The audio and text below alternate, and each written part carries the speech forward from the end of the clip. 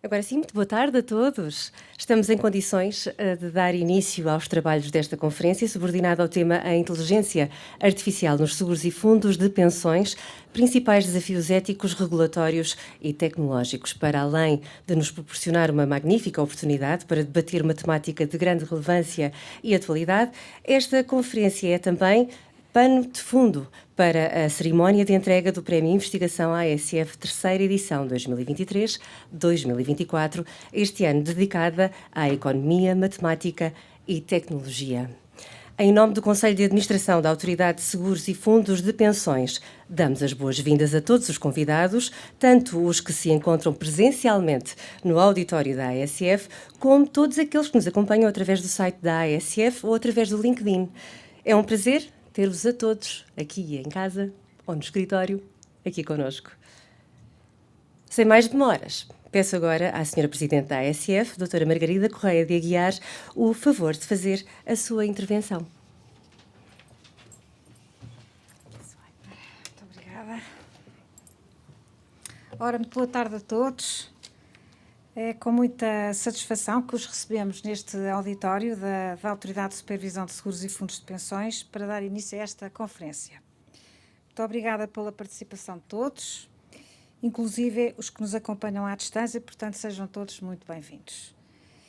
Permitam-me que comece por dirigir uma saudação especial aos membros do júri da terceira edição do prémio, o professor João Andrade e Silva, que preside ao júri, o professor Manuel Esquivel, o Dr. Paulo Brancons, o Dr. José Veiga Sarmento, que é membro do júri, não está, por motivos de saúde, não pode estar aqui hoje connosco, e a quem agradeço reconhecidamente a colaboração neste projeto, desde a primeira hora, quando lançámos o Prémio Investigação ASF em 2021. Eu queria também transmitir uma palavra de um cumprimento especial e uma palavra também de muito apreço ao Dr. Rui Martim, que foi o primeiro presidente do júri Prémio Investigação ASF e que hoje também está aqui. Já não sei se candidatou desta vez, mas deixo aqui também este registro de muito agradecimento por nos ter ajudado num primeiro momento a arrancar com o prémio. E dirijo um cumprimento muito especial aos oradores convidados que nos vêm falar da inteligência artificial, o professor Pedro Simões Coelho, o Dr. Pedro Ferreira Malaquias e a doutora Helena Garrido, que vai moderar o painel, a quem agradeço terem aceitado o nosso convite para estarem hoje aqui connosco. E tenho que dar as boas-vindas aos vencedores, que hoje distinguimos, e agradeço a todos os candidatos que responderam à terceira edição do prémio com a apresentação dos seus trabalhos que mereceram a análise e a avaliação do júri. Eu gostaria de começar por dedicar aqui alguns minutos do meu tempo e do vosso tempo ao prémio. O que moveu a ASF nesta iniciativa foi a vontade de dar um contributo para promover o interesse do estudo e da investigação sobre o funcionamento dos mercados dos seguros e dos fundos de pensões, desafiando a academia e a sociedade em geral. Com efeito, na perspectiva da regulação e da supervisão, a dinamização e o investimento em conhecimento constitui um contributo insubstituível, eu diria mesmo imperativo, para o enriquecimento do exercício destas funções de regulação e supervisão e do seu ajustamento à evolução dos mercados e das suas reais necessidades. No mundo acelerado de inovação e em constante transformação, existe uma necessidade acrescida de estudos e de pensamento crítico que permitam informar de uma forma estruturada e fundamentada decisões e políticas de regulação e de supervisão em temas tão variados, e vou citar alguns de relevo e desafiantes no ecossistema que nós supervisionamos, como seja a digitalização, a inovação tecnológica, a alteração de paradigma para uma sociedade sustentável, os novos riscos emergentes de alterações climáticas, os fenómenos do envelhecimento demográfico e do aumento da longevidade, apenas para citar alguns. Ficam muitos de fora, ainda assim. Optámos por instituir um prémio de periodicidade anual, mas de temática bianual, ou seja, o prémio tem edições anuais, mas o seu foco vai alternando entre as áreas da economia, matemática e tecnologia, como é o caso da presente edição, e as áreas do Direito e Humanidades. A terceira edição do prémio versa justamente as áreas da Economia, Matemática e Tecnologia.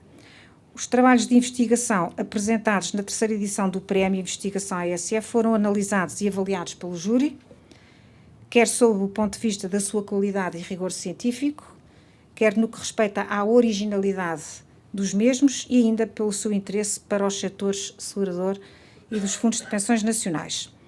O júri decidiu atribuir o prémio ao trabalho Model for Risk Adjustment for Longevity Risk in Life Insurance under IFRS 17, é aqui um termo que a nossa audiência penso que neste momento já conhece bem, e este trabalho é da autoria de Diogo Felipe Jerónimo Rodrigues, que está hoje aqui connosco.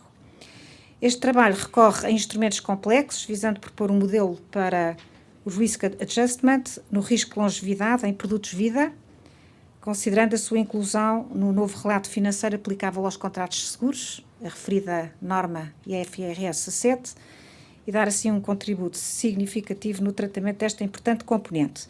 E o júri decidiu atribuir 2 menções honrosas, uma ao trabalho Are We Prepared to Cover a Future Pandemic?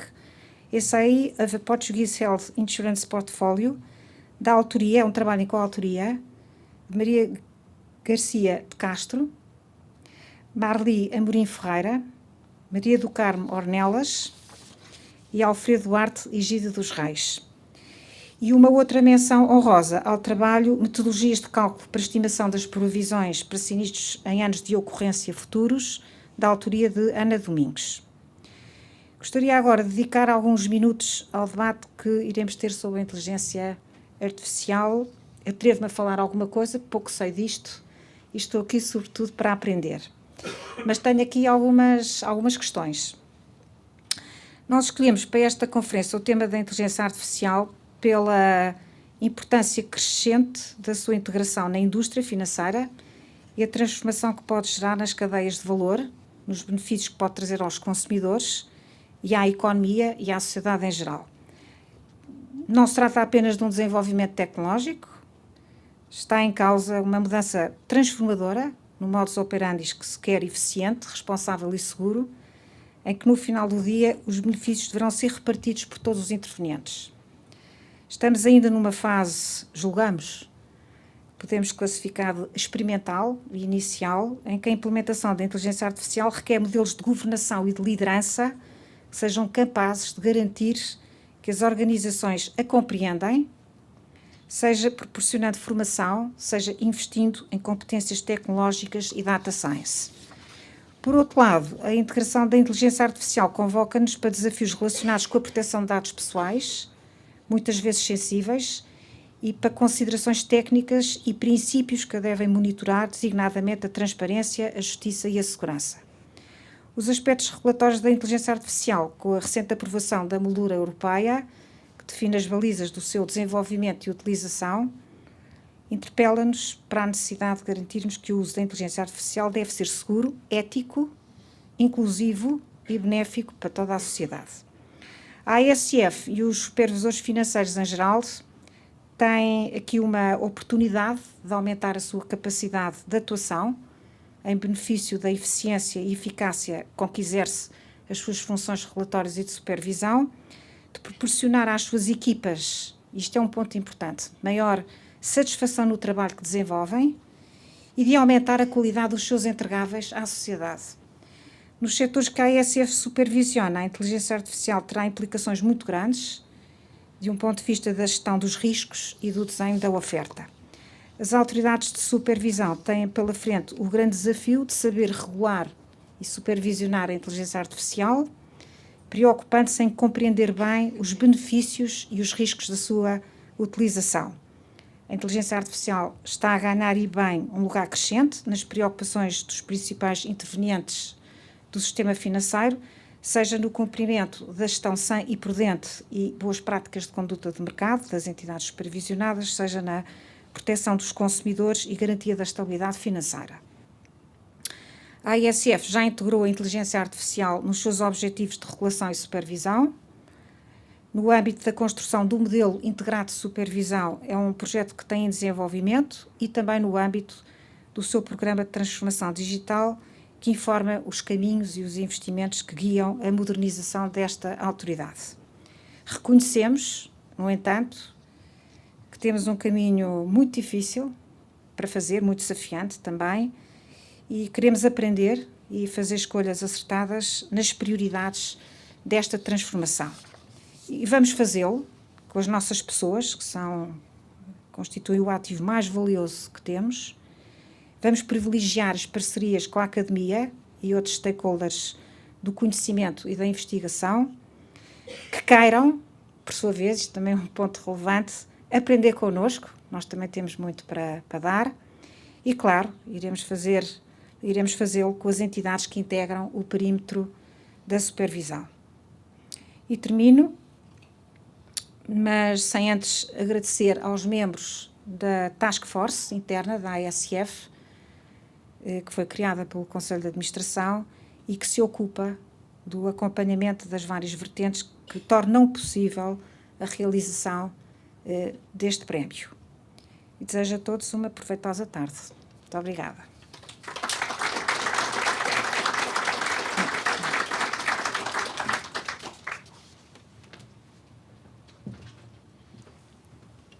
Muito obrigada, Sra. Presidente.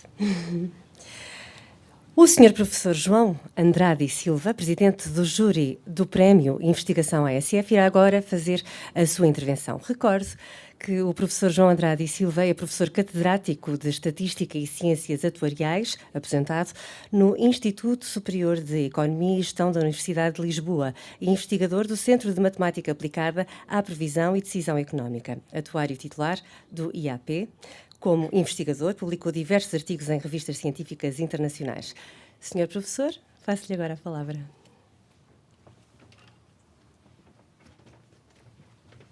Muito obrigado, boa tarde a todos. Ora bem, sobre o prémio em si, a doutora Margarida tirou-me o grosso da intervenção.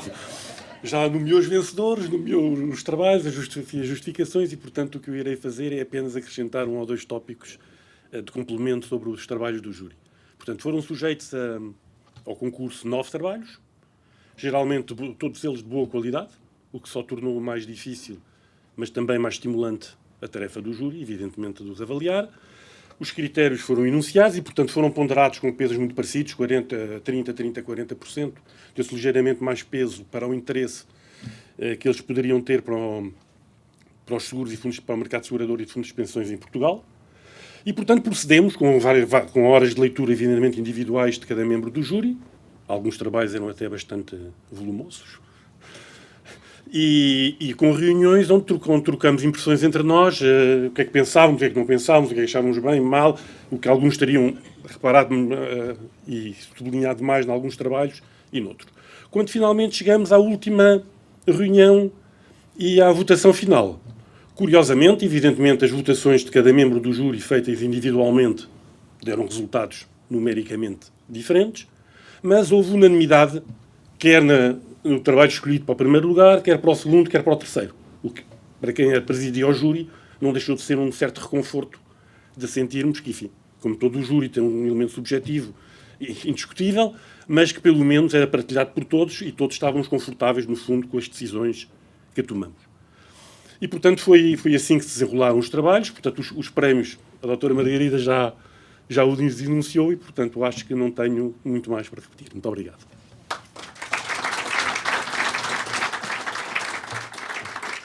Muito obrigada, Sr. Professor João Andrade e Silva. Vamos agora passar à apresentação dos trabalhos premiados.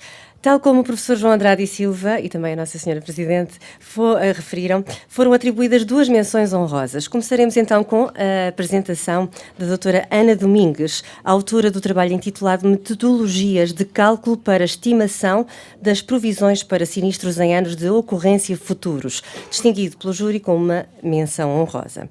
A doutora Ana Domingues é licenciada em Matemática, ramo educacional pela Faculdade de Ciências e Tecnologia da Universidade Nova de Lisboa, é mestre em Matemática Financeira pela Faculdade de Ciências da Universidade de Lisboa e pelo Instituto Superior de Ciências do Trabalho e da Empresa. e mestre em Matemática Atuarial pela Faculdade de Ciências e Tecnologia da Universidade Nova de Lisboa. A doutora Ana Domingues, devido a compromissos profissionais, não pôde estar presente, mas deixou-nos um testemunho gravado que vamos ver e ouvir agora. Boa tarde. Antes de mais, quero agradecer a menção honrosa atribuída pelo júri da terceira edição do Prémio de Investigação ASF. É com muita satisfação que vejo o meu trabalho reconhecido. Este trabalho foi desenvolvido no âmbito da dissertação de mestrado de Matemática Atuarial da Faculdade de Ciências e Tecnologia da Universidade Nova de Lisboa, sob a orientação da professora Lourdes Afonso e do professor Pedro Corte Real, a quem também endereço uma palavra de agradecimento. Quando falamos de previsões de sinistros, falamos sobretudo de estimativas futuras relativas a sinistros que ocorreram no passado. O desafio proposto pelos meus orientadores foi o de explorar a previsão para sinistros que irão ocorrer no futuro. E como é que abordei este desafio?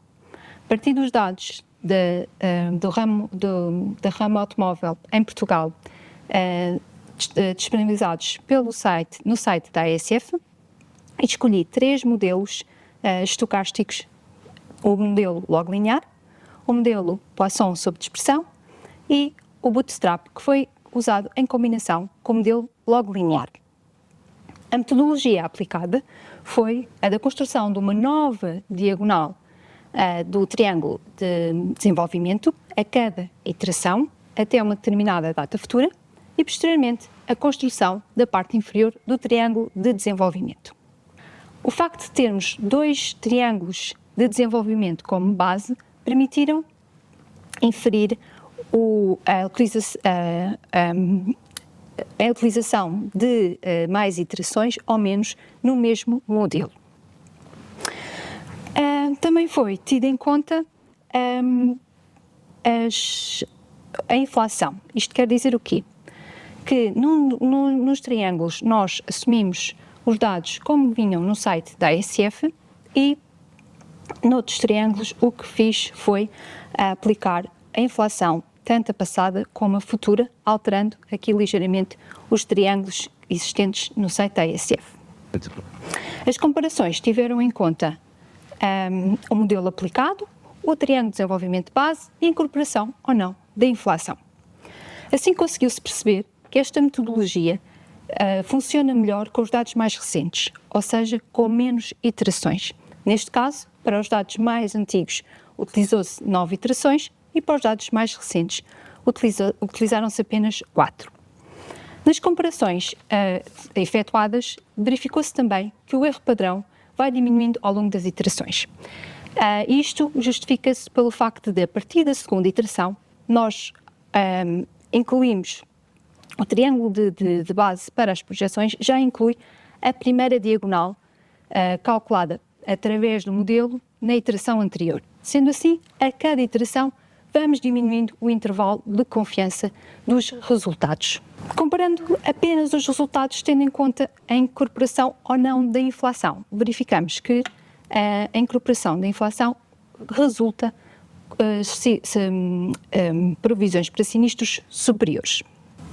Em termos de outros resultados, o que se observou também é que o modelo Poisson sob dispersão apresentou intervalos de confiança superiores e, utilizando os dados mais antigos, as estimações para sinistros também eram superiores. Relativamente à metodologia Bootstrap, os resultados foram muito semelhantes ao do modelo log linear, quando fazemos a comparação de 2020 a 2028. Em resumo, e tendo em conta a comparação com os dados reais das indenizações pagas entre 2016 e 2019, concluiu-se que o melhor modelo a utilizar seria o modelo log linear, com os dados mais recentes e sem incorporação da inflação.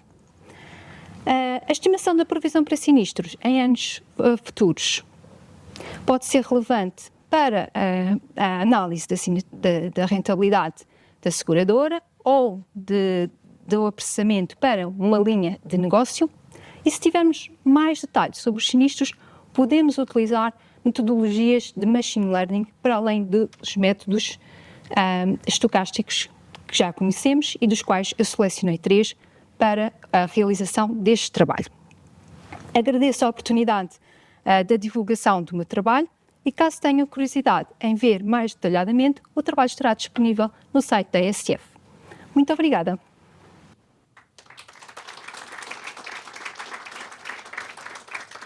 Muito obrigada, então, à doutora Ana Domingues.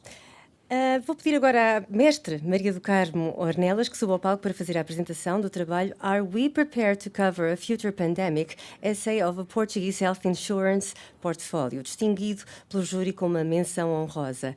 Antes de que suba ao palco, se calhar vou fazer aqui uma apresentação de todos os co-autores. Peço desculpa por ter logo dito para subir, porque acho que vale a pena sabermos quem são e de onde vêm.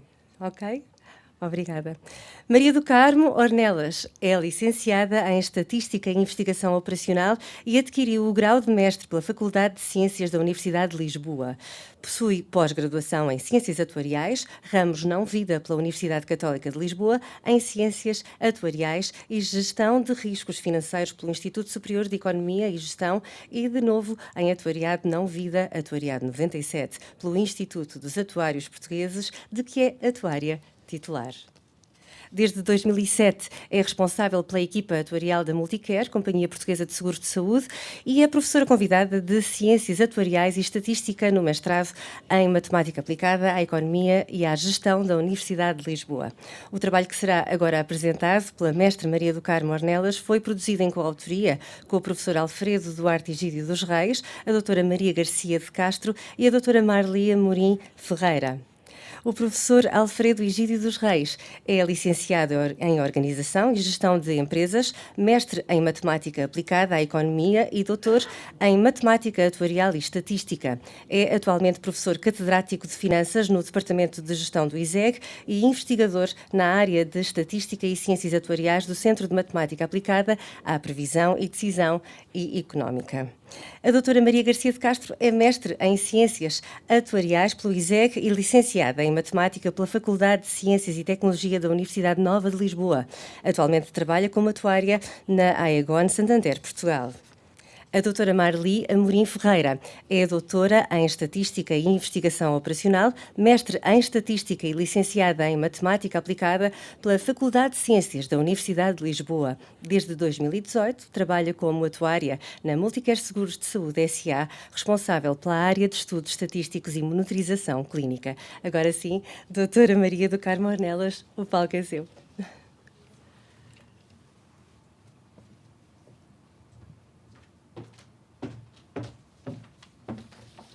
Muito boa tarde a todos. Eu optei nesta minha apresentação por contar um pouco mais a história do projeto e não tanto me dedicar aos modelos estatísticos e atuariais que poderão ser consultados depois no site da ASF. Começaria por agradecer à ASF este reconhecimento, em especial à Presidente, a Sra. Doutora Margarida Correia da Guiar, ao júri deste prémio, em particular ao professor Andrade e Silva, que foi meu professor há uns anos, uns aninhos. Agradeço igualmente a quem nos fez este desafio, e começando pelo princípio, o Dr. Magalhães Correia, que promotor da ideia inicial de estudar a pandemia quando tinha chegado, à doutora Maria João Salles Luís, que durante todo o processo nos apoiou e confiou nas nossas capacidades, e ao Dr. Rogério Henriques, que por todo o apoio, em particular por nos ter lançado este desafio de concorrermos a este prémio. Por último, e de uma forma muito sentida, agradeço à equipe, ao professor Egídio Reis, por nos ter apoiado, não só como orientador da tese de mestrado que a Maria fez connosco, mas, para além disso, por todos os outros desenvolvimentos futuros, quando nós demonstramos vontade de continuar a estudar as pandemias.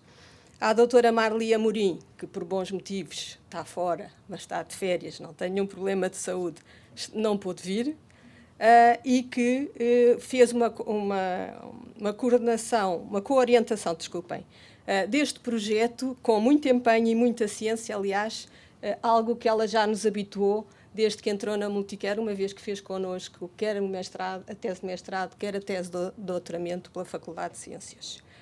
E, finalmente, à Maria Castro, por todo o trabalho que desenvolveu com grande qualidade e que, sem o seu esforço, não estaríamos hoje aqui. Vou, então, contar a história do projeto. Não sei se recordam dos tempos da pandemia. Ao meio-dia, havia um ponto de situação do estado da pandemia.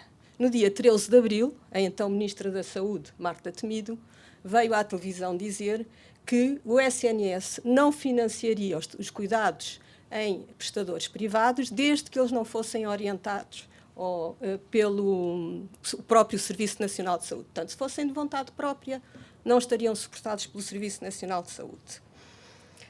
Nesse mesmo dia, a doutora Maria João veio ter connosco e disse-nos temos que amanhã, isto era, a ministra falou ao meio-dia, a doutora Maria João falou logo connosco e disse amanhã, às 6 horas, temos que dar um número ao doutor Magalhães Correia. Bom, como devem imaginar, com tão pouco tempo, telefonei chamei logo a Marli, temos que pescar a nossa lupa detetive e vamos à procura de dados que nos possam, de alguma forma, suportar esta estimativa.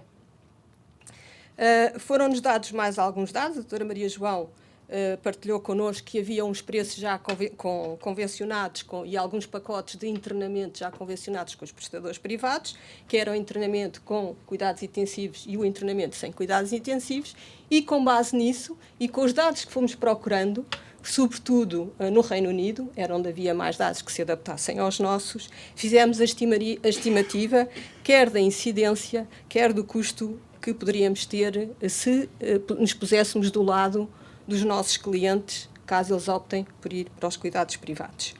Bom, a estimativa correu bem, não porque nós tivéssemos acertado na incidência, porque nós éramos muito leigos neste tema da pandemia, mas porque a incidência que nós estimámos ficou muito próxima da incidência que era visível nos prestadores privados, portanto, das pessoas doentes e que iam aos prestadores privados. Portanto, correu-nos bem dessa vez. Depois, no dia, portanto, isto foi no dia 13 de abril, no dia 15 de abril, tudo estava montado para a Multicare estar do lado dos seus clientes e poder apoiá-los. Uns meses mais tarde, a doutora Maria João ainda não estava satisfeita, assim, não, vamos estudar a possibilidade de ter uma cobertura de pandemias que se possa associar ao nosso seguro anual renovável. E assim, a 15 de fevereiro de 2021, entra a Maria na Multicare para fazer a sua tese de mestrado. No âmbito da sua tese e com a orientação do professor Egídio Reis, que nós agradecemos muito, a doutora Marli, que orientou muito diretamente na Multicare, fizemos a aferência do que seria o risco associado às pandemias sobre o custo de um ano, o impacto que esse custo teria sobre um ano normal, enfim, normal sem pandemia, na seguradora Multicare. Posteriormente, demonstrámos vontade junto do professor Egídio Reis que queríamos avançar mais um bocadinho. E então faltava-nos aqui uma pequena parte que era a estimativa de anos entre pandemias. Fizemos todo esse trabalho com grande ciência ali da Maria e tivemos a oportunidade de ir ao Congresso Mundial dos Atuários apresentar e discutir o projeto na situação em que estava na altura. Ficámos muito satisfeitos com a reação dos nossos colegas, que inclusivamente, e perdoem a imodéstia, até falaram do trabalho dos Portuguese Team, que tínhamos feito uma previsão do período, da data previsível da próxima pandemia. Nós pensámos assim, se falharmos e demorar mais tempo, eles ficam contentes porque não houve pandemia. Se acertarmos, vamos ser elogiados. Pronto, no final, mas houve uma questão que nos fizeram várias vezes e que nós não sabíamos responder, que era como íamos resolver o tema do provisionamento deste tipo de cobertura. Como todos nós sabemos, o nosso seguro é anual renovável e a pandemia, felizmente, não acontece todos os anos e tem um impacto enorme. Portanto, eu teria que ter, de alguma forma, alguma constituição de alguma provisão para que fosse comercial e transacionável em termos de valor possível para o mercado e que depois nos fosse permitindo ter esse provisionamento quando necessitamos. Fizemos estudo de várias alternativas e fizemos uma proposta agora no final de 2023 e com isto considerámos que o projeto estava em ponto de considerar concluído, naturalmente, com futuras atualizações, se voltar a haver uma experiência análoga. Só para não dizer que eu não disse nada sobre os modelos atuariais.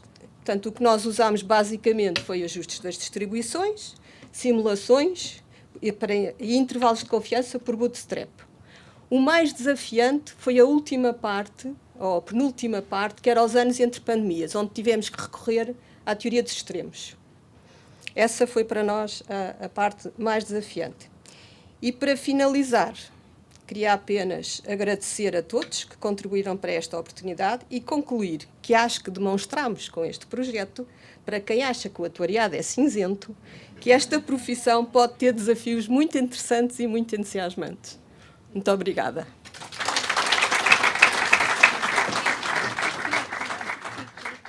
Aliás, vou pedir à doutora e também aos coautores que subam ao palco, por favor. Para então receberem a menção honrosa que será entregue pela Presidente da ASF, que também peço que suba ao palco para poder fazer a entrega desta menção honrosa. Se puderem ir um bocadinho mais para o meio.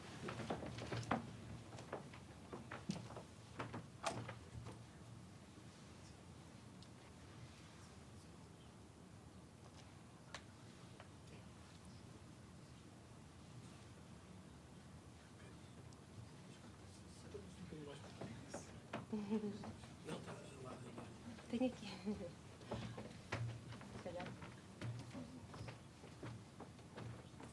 Posso dar? Pode? À vontade.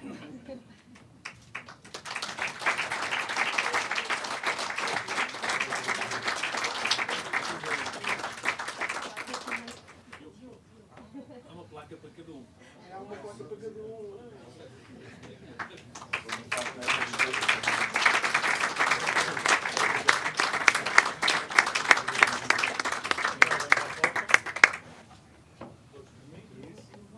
Chega-se um bocadinho mais. Sabe que um jurista tem sempre do seu par. Mais uma. Muito obrigado.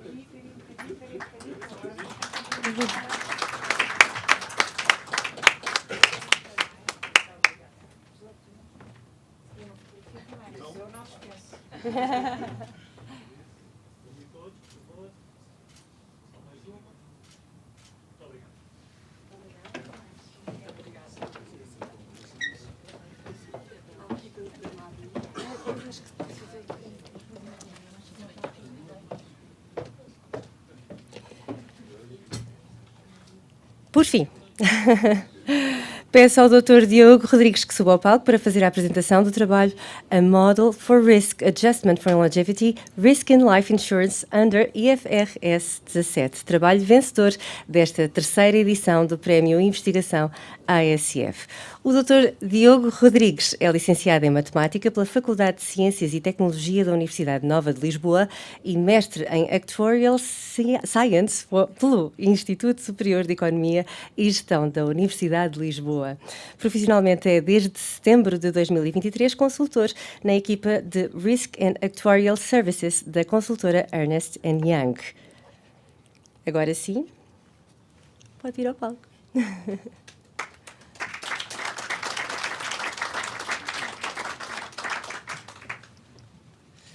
Ora, muito boa tarde a todos. Desde já quero agradecer o convite por parte da organização, por parte da ASF, e agradecer ao júri por terem apreciado o trabalho. Fico muito honrado. E agradecer a todos vós por estarem aqui presente e por tomarem algum tempo e alguma disponibilidade para eu poder apresentar este que foi o trabalho que eu desenvolvi durante meio ano, que foi o meu trabalho final de tese de mestrado, e cujo nome foi a Model for Risk Adjustment for Longevity Risk in Life Insurance under IFRS 17.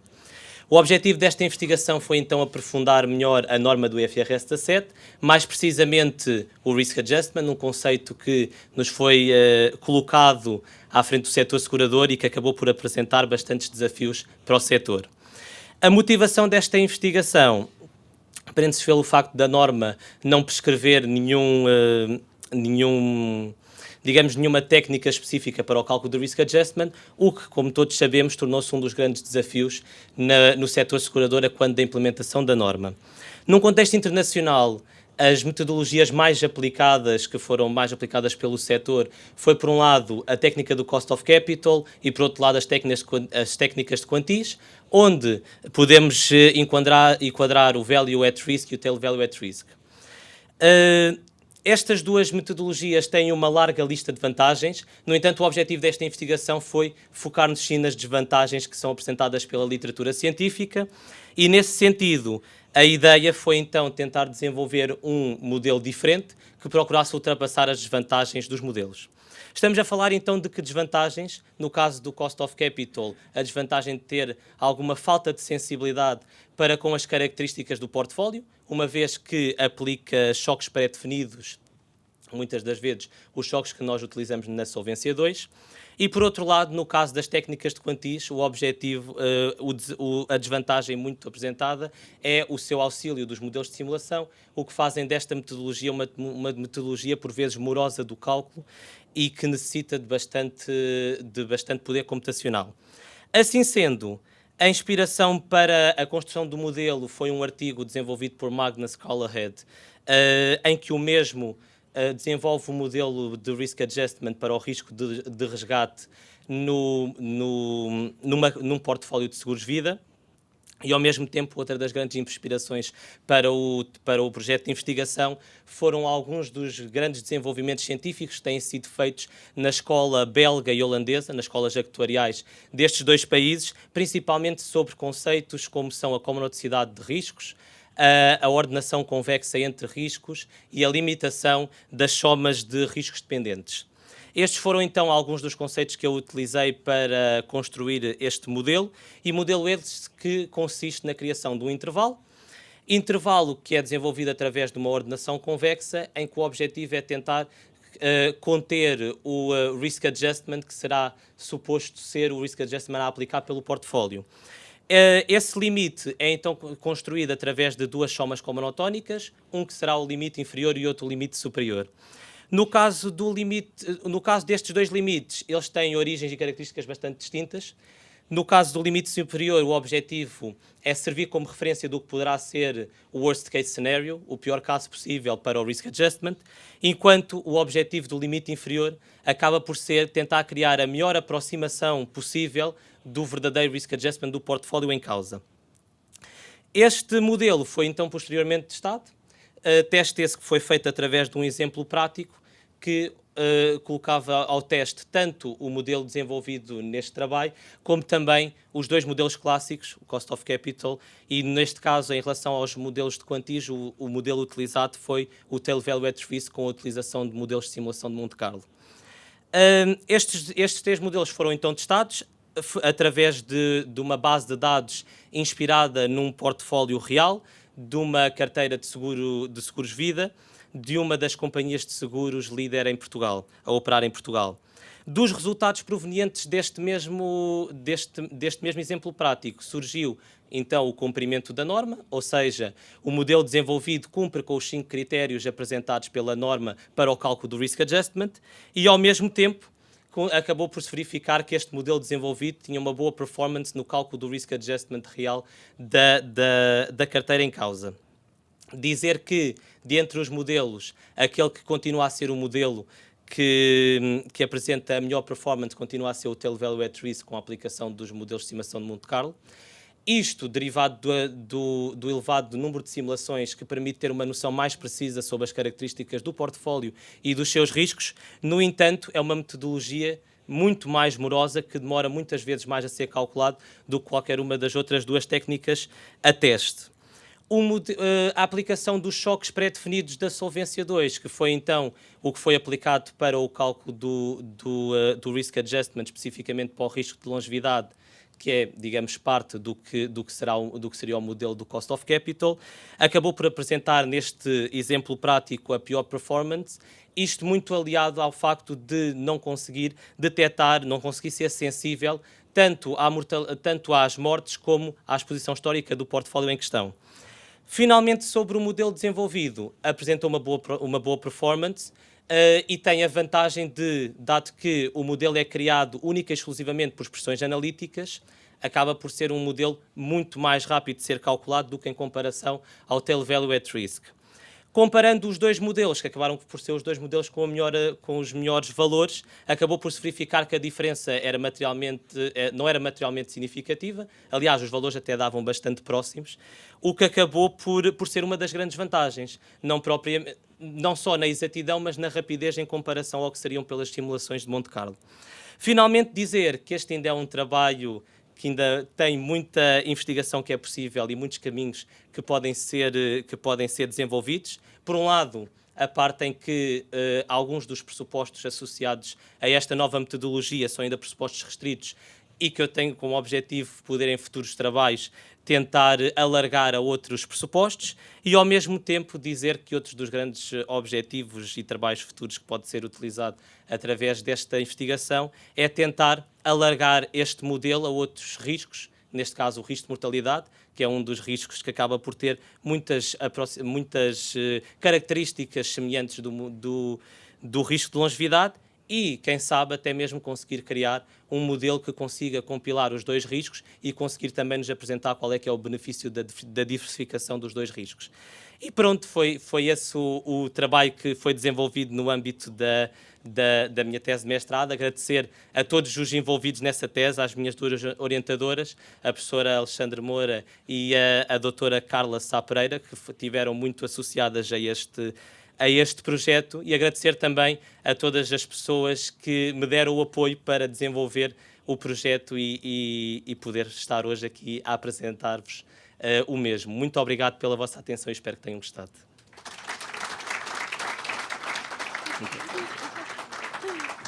Não vamos...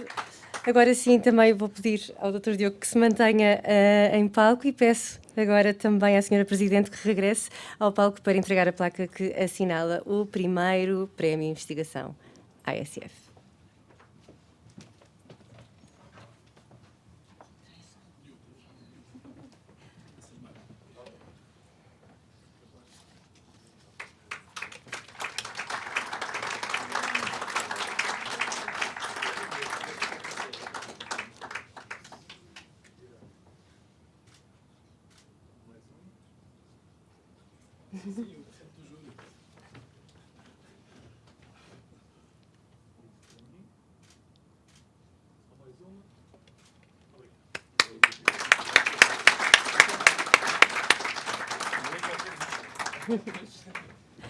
Concluída esta primeira etapa, iremos agora prosseguir com o painel de debate subordinado ao tema A Inteligência Artificial nos Seguros e Fundos de Pensões, principais desafios éticos, regulatórios e tecnológicos, que será completado no final com uma breve sessão de perguntas e respostas. Necessitaremos apenas agora de um breve momento para compormos logisticamente o espaço e logo de seguida iremos então dar seguimento ao debate. São mesmo uns curtos minutinhos.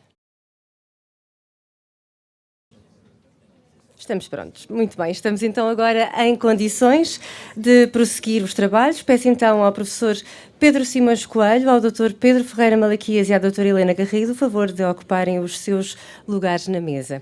Enquanto o fazem, eu farei aqui uma breve apresentação dos participantes neste debate. O professor Pedro Simões Coelho é atualmente professor catedrático da nova Information Management School. É igualmente professor visitante da Faculty of Economics, Ljubljana University, coordenador do Data Driven Public Policies Lab, coordenador de dados e informação da Unidade de Investigação Clínica da Faculdade de Ciências Médicas, membro da Comissão de Avaliação de Tecnologias de Saúde em Portugal, membro do Statistical Capacity Building Committee do International Statistical Institute e consultor sénior da Comissão Europeia, em cuja qualidade desenvolve atividade relativa à criação e aplicação de metodologias no âmbito da avaliação da aplicação dos fundos de coesão. O Dr. Pedro Ferreira O Dr. Pedro Ferreira Malaquias é sócio da Abreu Advogados, trabalhando essencialmente nas áreas de direito bancário e seguros. Nos seguros, dedicou-se principalmente às áreas do regulatório M&A e produtos de wealth management. É membro do European Financial Markets Lawyers Group, grupo de peritos legais no setor bancário da União Europeia, cuja função é colaborar e contribuir para a promoção da harmonização da legislação e das práticas de mercado e facilitar a integração dos mercados financeiros na Europa. Europa. Foi durante mais de 20 anos consultor jurídico da Associação Portuguesa de Bancos, agindo em sua representação no Comitê Jurídico e no Comitê de Consumidores da Federação Bancária. A doutora Helena Garrido é jornalista na área de Economia e Finanças e atualmente colabora como jornalista e analista na RTP-TV, na Antena 1, no Observador e no Jornal de Negócios, onde é curadora da iniciativa Negócios Sustentabilidade 2030 e tem o podcast de conversas com o CEO. É ainda professora auxiliar, convidada de Jornalismo Económico e Jornalismo Digital na Universidade Lusófona de Humanidades e Tecnologias, com formação em Economia pela Faculdade de Economia da Universidade Nova de Lisboa. Exerceu funções de subdiretora no Diário Económico, de diretora adjunta no Diário de Notícias, foi diretora do Jornal de Negócios e diretora adjunta na RTP-TV. A palavra é sua. Obrigada. Então, muito boa tarde e bem-vindos. Está aqui a fazer um barulhozinho, mas acho que, É um feedback. que já nos vão ajudar. Bem-vindos a esta sessão e a esta conversa que vamos ter aqui durante uma hora, em que vamos ter o privilégio de dois especialistas, se é que há especialistas nesta área ainda, mas o início da especialização nesta área, vamos ter o privilégio de partilharem connosco aquilo que sabem sobre uma área que todos sabemos que vai ser muito desafiante e que vai mudar significativamente as nossas vidas, a maneira como produzimos, a maneira como interagimos até com os computadores e com aquilo que produzimos na escrita, inclusivamente. E eu ia começar pelo princípio, nós vamos ter uma hora, portanto, temos tempo para começar pelo princípio e não partir do princípio que todos sabemos de que é que estamos a falar, e começava pelo Pedro Simões. Nós temos aqui um painel de Pedros e Helenas, não é? Pelo Pedro Simões, para nos dizer em que áreas é que a inteligência artificial pode ser aplicada, como estamos aqui no universo dos seguros, ficarmos um bocadinho dentro deste universo. O que é que já se vê da aplicação da inteligência artificial? Muito bem, Helena, muito obrigado. Antes de responder à pergunta, naturalmente, seria a pergunta inevitável, não é? É para isso que estamos aqui, como é que a inteligência artificial se pode aplicar no setor segurador? Apenas algumas notas prévias. Primeira nota, para agradecer muito à ASCF este convite, estou cá com muito gosto, e em particular na pessoa da sua presidente, a doutora Margarida Correia da Chiar. Segundo lugar, para concordar com algo que foi dito na intervenção da doutora Margarida, e muito bem, disse que ia falar, que não sabia muito, mas sabia muito sobre inteligência artificial, mostrou que sabia, e disse algo que eu retirei, que foi, enfim, se calhar não disse para estas palavras, mas eu vou dizer, nós já tivemos muitas revoluções, já tivemos muitas alterações, tivemos que nos adaptar a novos contextos, mas de facto acho que nunca como agora estivemos perante uma mudança de paradigma. É uma mudança de paradigma por muitas razões que podemos discutir depois, pelo alcance que tem, pelo número de pessoas que potencialmente impacta, por ser uma ferramenta que pode alterar completamente a nossa... Desculpem, uma ferramenta, não é uma ferramenta, um conjunto de ferramentas que pode alterar a nossa produtividade, a eficiência e eficácia das organizações, a satisfação com o trabalho, que pode beneficiar tantas organizações como os seus clientes e, portanto, acho que estamos perante, de facto, um admirável mundo novo e também, como a Helena dizia, concordando com todos, de facto, aqui não há especialistas, ou enfim, uns proto-especialistas, porque eu sinto que estamos na Idade da Pedra ainda. Estamos agora... e na Idade da Pedra provavelmente não havia especialistas em coisa nenhuma, havia algumas pessoas que começavam a entender das coisas. Eu lembro-me de uma imagem que não sei se alguns dos senhores alguma vez se depararam com isto, que foi quando a eletricidade foi inventada. A verdade, o seu propósito dos seus inventores era a iluminação, era produzir luz. E de repente apareceu uma aplicação que não estava prevista, que são os equipamentos elétricos, os appliances de cozinha. E no início, esses appliances, quando se percebeu que era uma aplicação muito mais importante do que a luz, começaram a aparecer no mercado e ligavam-se com rosca aos casquilhos das lâmpadas, porque de facto a eletricidade não tinha sido inventada com aquele propósito. Eu sinto que estamos exatamente no mesmo momento. A inteligência artificial está a dar os seus primeiros passos, começamos a ver novas aplicações, mas ainda não antecipamos o que é que vai acontecer. Desculpem quando eu digo que está a dar os seus primeiros passos, é mentira, naturalmente que já é muito antiga, já tivemos muitas fases de euforia e fases de invernos da inteligência artificial, mas nos últimos anos tornou-se muito conhecida por uma coisa que todos conhecem. A inteligência artificial tornou-se sobretudo conhecida pelos modelos, pelas aplicações de inteligência artificial generativa, suportadas por aquilo que hoje se designa pelos Large Language Models. Dito isto, e sendo verdade que essa é a face hoje mais visível da inteligência artificial, eu quase que arriscaria, eu não vou fazer essa pergunta, mas quase que arriscaria, se perguntasse aqui quem é que já interagiu com a inteligência artificial generativa, um chat GPT ou qualquer coisa assim, provavelmente todos diriam que sim, mas se vos perguntar se interagiram com outros domínios da inteligência artificial, provavelmente será uma minoria. No entanto, eu diria que, em larga medida, hoje, e eu diria em particular no setor dos seguros, há outros domínios da inteligência artificial, em particular, naturalmente, tudo aquilo que tem a ver com os modelos de aprendizagem automática, são, de facto, o domínio mais promissor e ainda mais interessante de aplicação no setor segurador.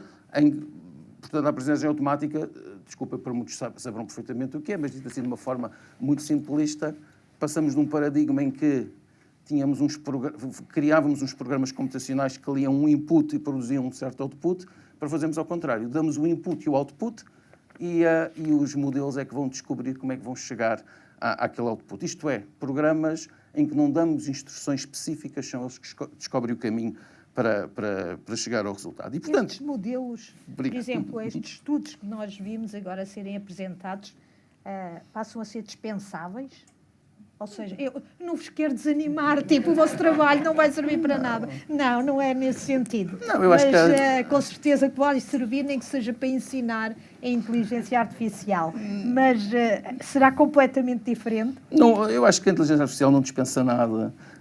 Aliás, tanta coisa que está na base das apresentações que hoje vimos, como o conhecimento estatístico, é fundamental para a inteligência artificial. Não podemos temos que pensar que na base de tudo está a matemática, a estatística, as ciências da computação, o conhecimento sobre a indústria. E essa área ainda é pouco desenvolvida na inteligência artificial. E sem isso não há inteligência artificial, o que significa que há muito espaço para continuarmos a desenvolver modelos que não são necessariamente de inteligência artificial.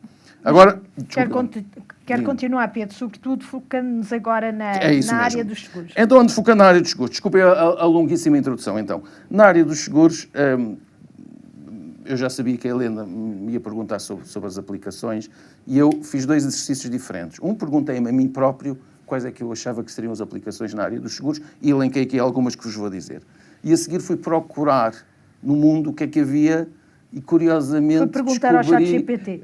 Não necessariamente perguntei ao ChatGPT, perguntei à web, perguntei a muitos sítios, a estudos publicados, relatórios, e descobri que havia muita coisa feita, muita até por seguradoras que hoje estarão aqui representadas e talvez existem em Portugal ou não, noutras geografias, e que se enquadravam em quase todas estas categorias que eu tinha antecipado que eram categorias interessantes de aplicação. Então, deixem-me lá, desculpem, quase que aqui como uma lista, eu dizer o que é que são áreas que eu acho que são promissoras de aplicação neste setor. Primeiro, as áreas são aquelas que não são específicas do setor, pois, claro, há aplicações de inteligência artificial que interessam a qualquer indústria, incluindo a indústria seguradora. Aquela que é mais óbvia, eu acho que para todos nós, tem a ver tudo aquilo que tem a ver com a experiência do cliente e com o marketing. É verdade que hoje em dia temos os chatbots e os assistentes virtuais empoderados pela inteligência artificial, que são muito bons a interagir com os clientes e a fornecer recomendações personalizadas, a serem capazes de recomendar produtos e serviços customizados às necessidades. Nas tradicionais tarefas de marketing, segmentação de mercados, cross-selling e upselling, temos inúmeras aplicações de inteligência artificial, claro que os senhores dirão, bom, mas já tínhamos modelos que faziam isso. Pois tinham, mas são outros modelos que são capazes de mobilizar uma maior quantidade de dados e usar uma complexidade de um nível completamente diferente e que se podem tornar mais eficientes, nomeadamente na otimização de campanhas de marketing, e ainda ligado com isto, tudo aquilo que também já existia e que tem a ver com a análise de sentimento, o que é que os clientes dizem nas redes sociais e nas plataformas. Enfim, estes exemplos iniciais eu penso que são transversais a qualquer indústria. E muito provavelmente boa parte das seguradoras aqui presentes já o usam. Possivelmente. E eu já vou dar aqui alguns exemplos de coisas destas que eu sei que fui ver e penso saber que já são feitas. O que é que temos aqui? Começamos a ter coisas mais específicas. Bom, a automatização de processos, que também existem em outras indústrias, mas aqui mais aplicados ao setor segurador.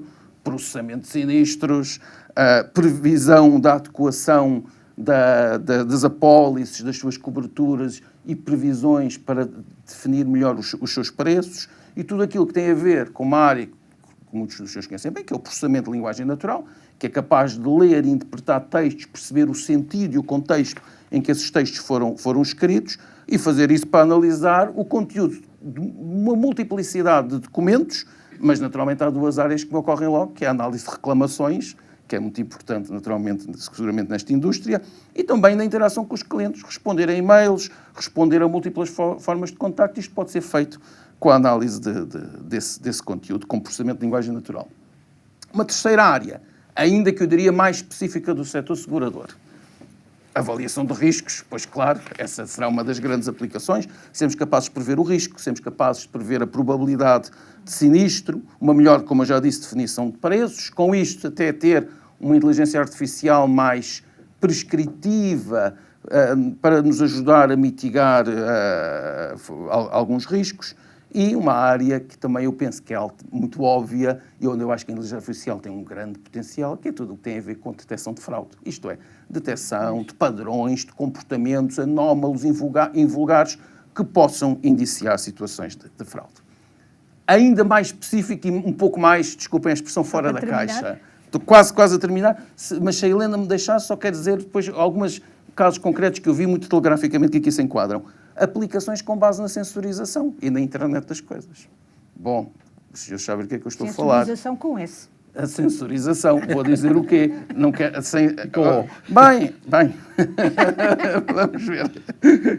A condução de veículos, não é? Pois que, naturalmente, é possível, com base em sensorização, conhecer a condução dos veículos.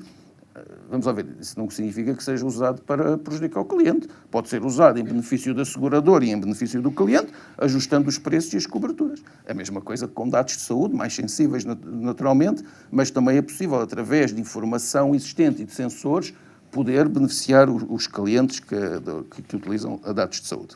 Bom, há outras áreas que eu aqui agora não quero explorar e que estão um bocadinho mais dentro deste setor. Também temos tempo até, se alguma das pessoas quiser explorar alguma das outras áreas. Por exemplo, gestão de ativos, etc., um bocadinho mais deslocados. Agora deixem-me a segunda parte, que é o que é que eu descobri, isto será apenas, se calhar, a ponta do iceberg, naturalmente, que algumas seguradoras no mundo usam e que se enquadram em algumas destas categorias que eu tinha previamente identificado.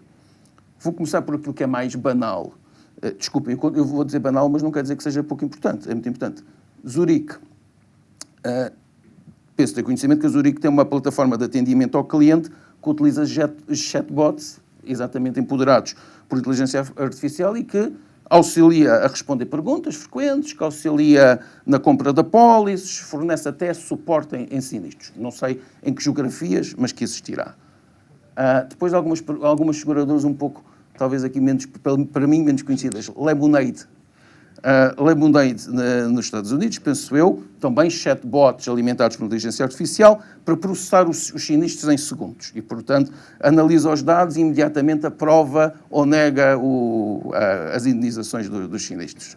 Allianz, machine learning, que lá está, para prever a probabilidade de sinistros e ajudar na definição dos preços das apólices. Uma outra, para mim, menos conhecida, a Progressive... Eu tenho de usar sensor com C agora. Um último exemplo. Bom, então vou dar-vos dois exemplos mais fora da caixa e da China.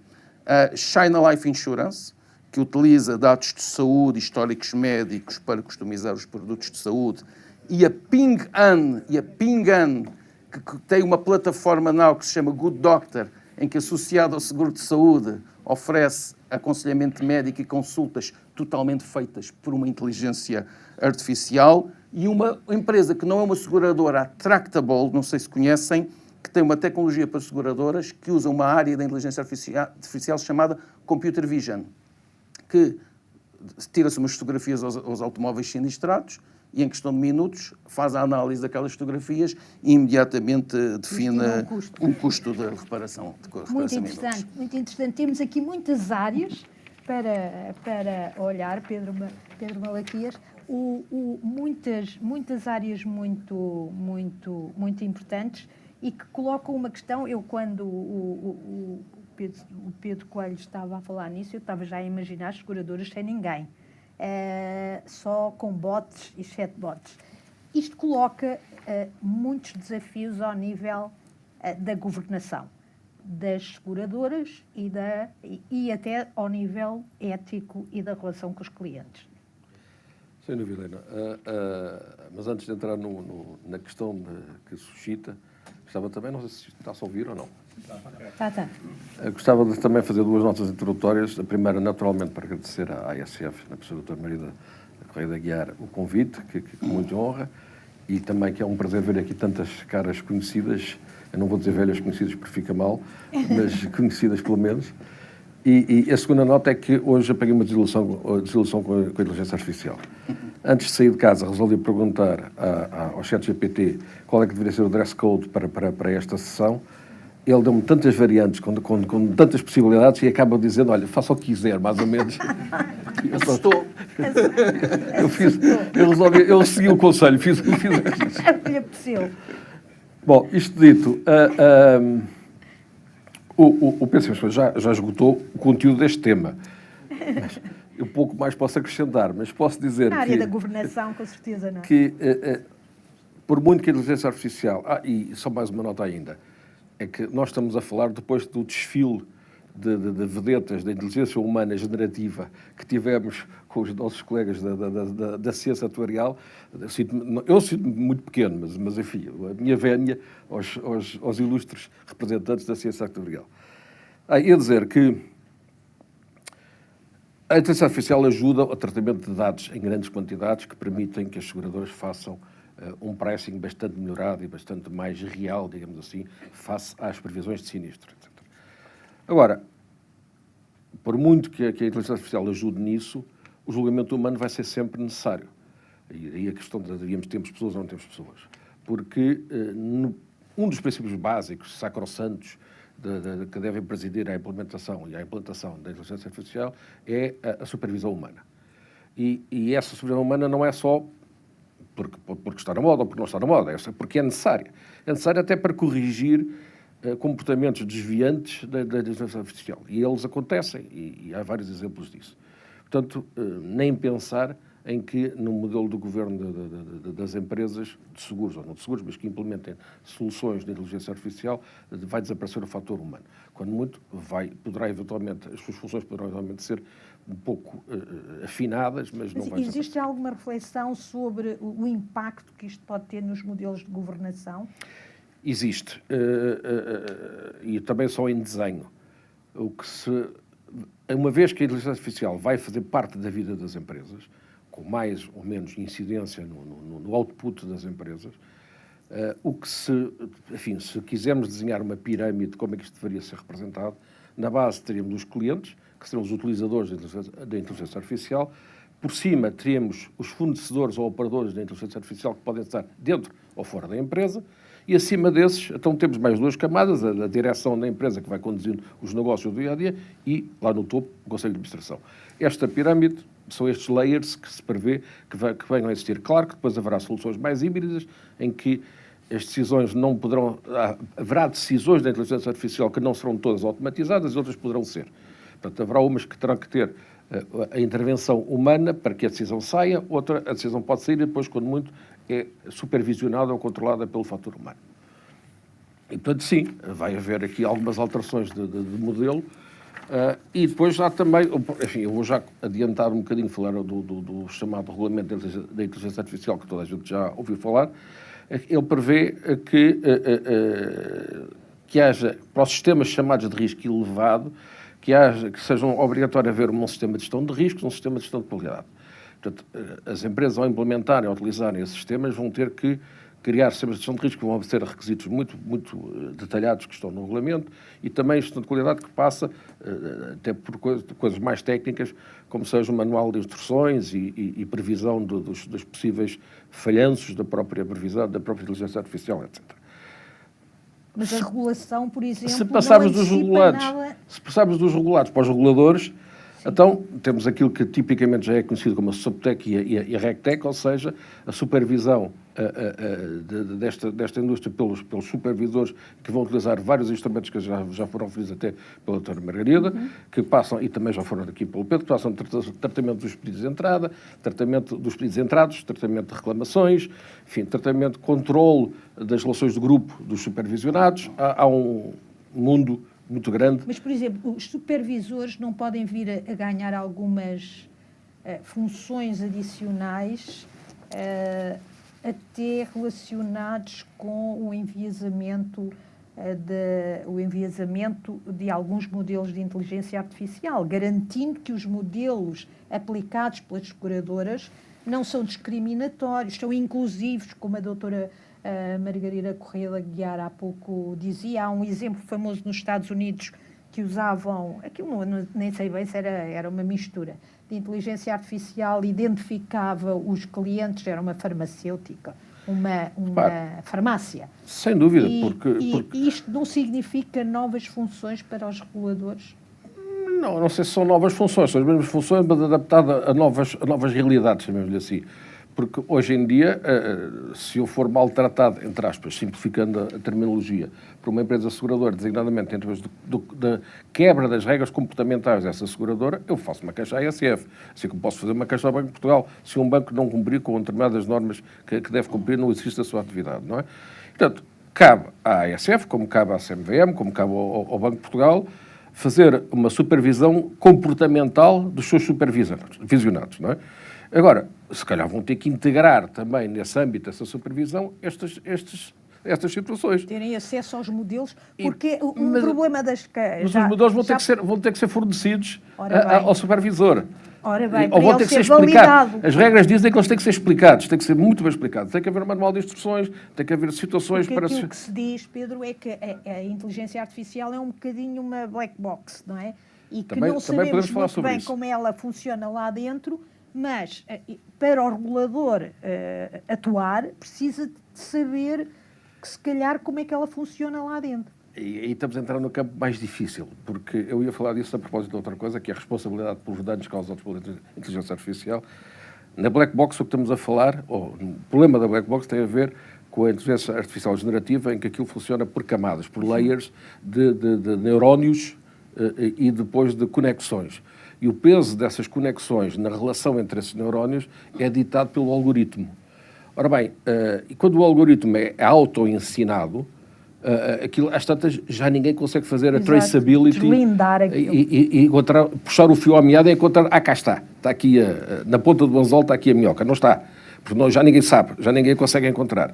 E essas são situações, e discute-se isso a propósito da responsabilidade pelos danos causados por um sistema de inteligência artificial, é como é que a gente vai resolver essa situação nesse tipo de situação. Até porque o próprio supervisor também não vai conseguir supervisionar nada. Não vai, se não tiver acesso ao modelo. Podes conseguir chegar, mas o modelo a certa altura já não é controlável. Já percebemos que vamos ter aqui muitas questões. Porque ele é auto-ensinado, enfim, come-se a si próprio. Exato. E às vezes já ninguém o controla, ou quase ninguém. Há esse risco. Claro. Portanto, obviamente que será uma função muito difícil, uma tarefa muito difícil para o supervisor. Claro. E já vamos ver como é que ele vai ser desempenhado na prática. Eu só digo boa sorte. Boa sorte, boa sorte. Pedro, estamos aqui a falar a partir do princípio que há dados, não é? Estes modelos têm de ser alimentados, são bastante vorazes até. Quais é que são as condições mínimas para usar a inteligência artificial?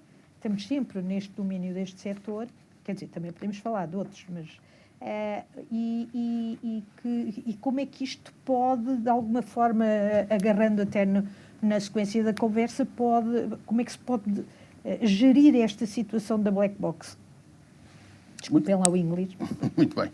Então, em primeiro lugar, para podermos aplicar a inteligência artificial nas organizações, há várias condições. Eu diria umas mais objetivas, outras mais subjetivas. As duas mais objetivas são claras e óbvias. Uma é tecnológica, e eu vou passar sobre ela muito rapidamente. Depois, claro, ter computadores. Ter computadores, capacidade de armazenar e de gerir grandes volumes de dados. Energia. Energia, outro tema, com certeza que sim.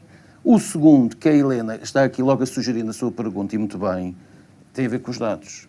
Eu se eu tiver a oportunidade hoje, no final, e se me deixarem, eu vou-vos dar aqui um exemplo de 2 ou 3 projetos grandes, disruptivos de inteligência artificial, como o grupo desenvolveu em Portugal e na Europa, e que todos eles tiveram o mesmo problema. Não houve outro. O grande bottleneck foi dados. Nos casos, quantidade, mas noutros casos não é quantidade, é qualidade dos dados. E nós temos um problema em Portugal a esse nível, não é? Senão andamos todos a fazer de conta que somos americanos. Pois, mas em todo lado, as organizações todas têm este problema, os dados estão dispersos, vivem em ilhas, vivem em sistemas de informação dispersos, têm problemas de integridade uns com os outros. Enfim, eu poderei contar aqui umas histórias que nos assustam. E, portanto, a grande parte de projetos de inteligência artificial, grande parte do esforço e do tempo é dedicado àquilo que se chama a engenharia de dados e, em particular, ao pré-processamento dos dados. E, portanto, esta é a primeira fase.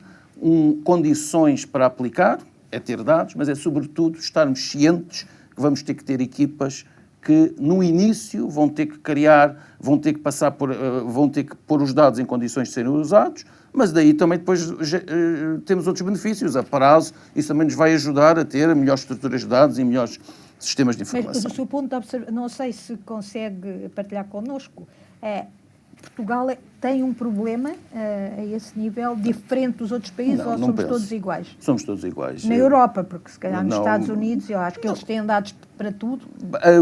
Aí é outro tema. Tem a ver com a permissão de utilização de determinado tipo de dados. Mas um exemplo típico, num projeto que eu desenvolvi, que deriva da minha qualidade de consultor da Comissão Europeia, em que desenvolvemos um sistema de inteligência artificial para avaliar, para fazer a auditoria financeira dos fundos europeus, que começou aqui em Portugal e que agora vai ser estendido para outros países da Europa. Os problemas são os mesmos. E os problemas são... Já temos os dados a fiscalizar a fraude dos fundos europeus. Temos, sim, senhor. E eu... Depois, se tiver oportunidade, eu explico um bocadinho o que é que fazemos. Pronto, há um terceiro. Agora, mais subjetivo. Há um terceiro problema que é uma condição fundamental para podermos usar a inteligência artificial, que são as competências, não é? E a verdade é que as competências são escassas. Toda a gente está no mercado à procura de especialistas em inteligência artificial, cientistas de dados, engenheiros de dados, etc. E, portanto, aqui só há uma solução. Para além de recrutar, é capacitar as equipas que existem. E isso faz dando formação, naturalmente. Felizmente, desculpem, eu tenho que dizer isto. Felizmente, em Portugal, há cursos muito bons. Como na Nova. Tem o segundo melhor curso da Europa em Ciência de Dados, o melhor curso do mundo em Business Intelligence. E, portanto... Mas que tipo de formação? Até é importante penso para algumas das pessoas que nos estão a ouvir, que tipo de formação? Porque fala-se muito dos engenheiros de prompt, não é? Aqueles que sabem dar ordens à inteligência artificial. Diríamos, são pessoas que tenham uma boa... Cultura pop. É cultura pop. É pessoas que têm uma boa capacidade de comunicar na língua em que podem interagir. Não, enfim, chamar engenharia de prompt é uma sofisticação para algo muito simples, que é sabermos, naturalmente, contextualizar o nosso problema, explicar o nosso problema para que a inteligência artificial seja nativa. Olha, estes que eu disse, naturalmente, para termos inteligência artificial temos que ter pessoas que desenvolvam os algoritmos e, portanto, temos que ter especialistas. Temos que ter pessoas que sejam capazes de armazenar e de gerir os dados e de pô-los em condições. Poderíamos chamar-lhe engenheiros de dados. Precisamos de pessoas que sejam capazes de analisar os dados previamente para ensinar ao sistema. Precisamos de analistas de dados. E ainda precisamos de um terceiro perfil, desculpem, eu defini tantos perfis dos cientistas de dados, mais especializados também numa certa parte dos algoritmos. Eu, às vezes, quando defino estes perfis todos, sinto-me como o esquimó. No outro dia descobri que os esquimós têm 5 nomes para gelo. Para nós é gelo, mas para eles são coisas completamente diferentes. E, se calhar, para muitos de vós, eu estar a fazer esta distinção tão detalhada parece exagerada, mas de facto são perfis diferentes. O importante é uma análise crítica dos dados, porque vamos alimentar o monstro. Por isso precisamos de analistas de dados e precisamos dos especialistas da indústria, porque há algo que é terrível. Se nós colocarmos dados irrelevantes, informação irrelevante, encontramos sempre algum tipo de relação espúria nos nossos modelos e depois começamos a ter os tais enviesamentos e os tais resultados absurdos de que poderemos falar. Os resultados absurdos não resultam só de maus inputs, mas também resultam naturalmente de maus inputs. Helena, deixa-me também dizer, outro obstáculo ou outra condição para implementarmos os projetos são as condições culturais. Isto não é muito diferente do que aconteceu com outras tecnologias nas últimas décadas. Precisamos ter uma cultura de inovação, apoio da gestão das organizações, políticas de redução da resistência à mudança e, deixem-me dizer assim, uma estratégia... Todos percebemos que temos que ter uma estratégia de governança de dados, já aqui falámos, mas também temos que ter uma estratégia de governança da inteligência artificial. E o que é que isso significa? Não sei se saberão, algumas organizações até têm comitês de inteligência artificial que ajudam a fazer essa estratégia, mas não precisa haver um comitê, é preciso haver uma estratégia.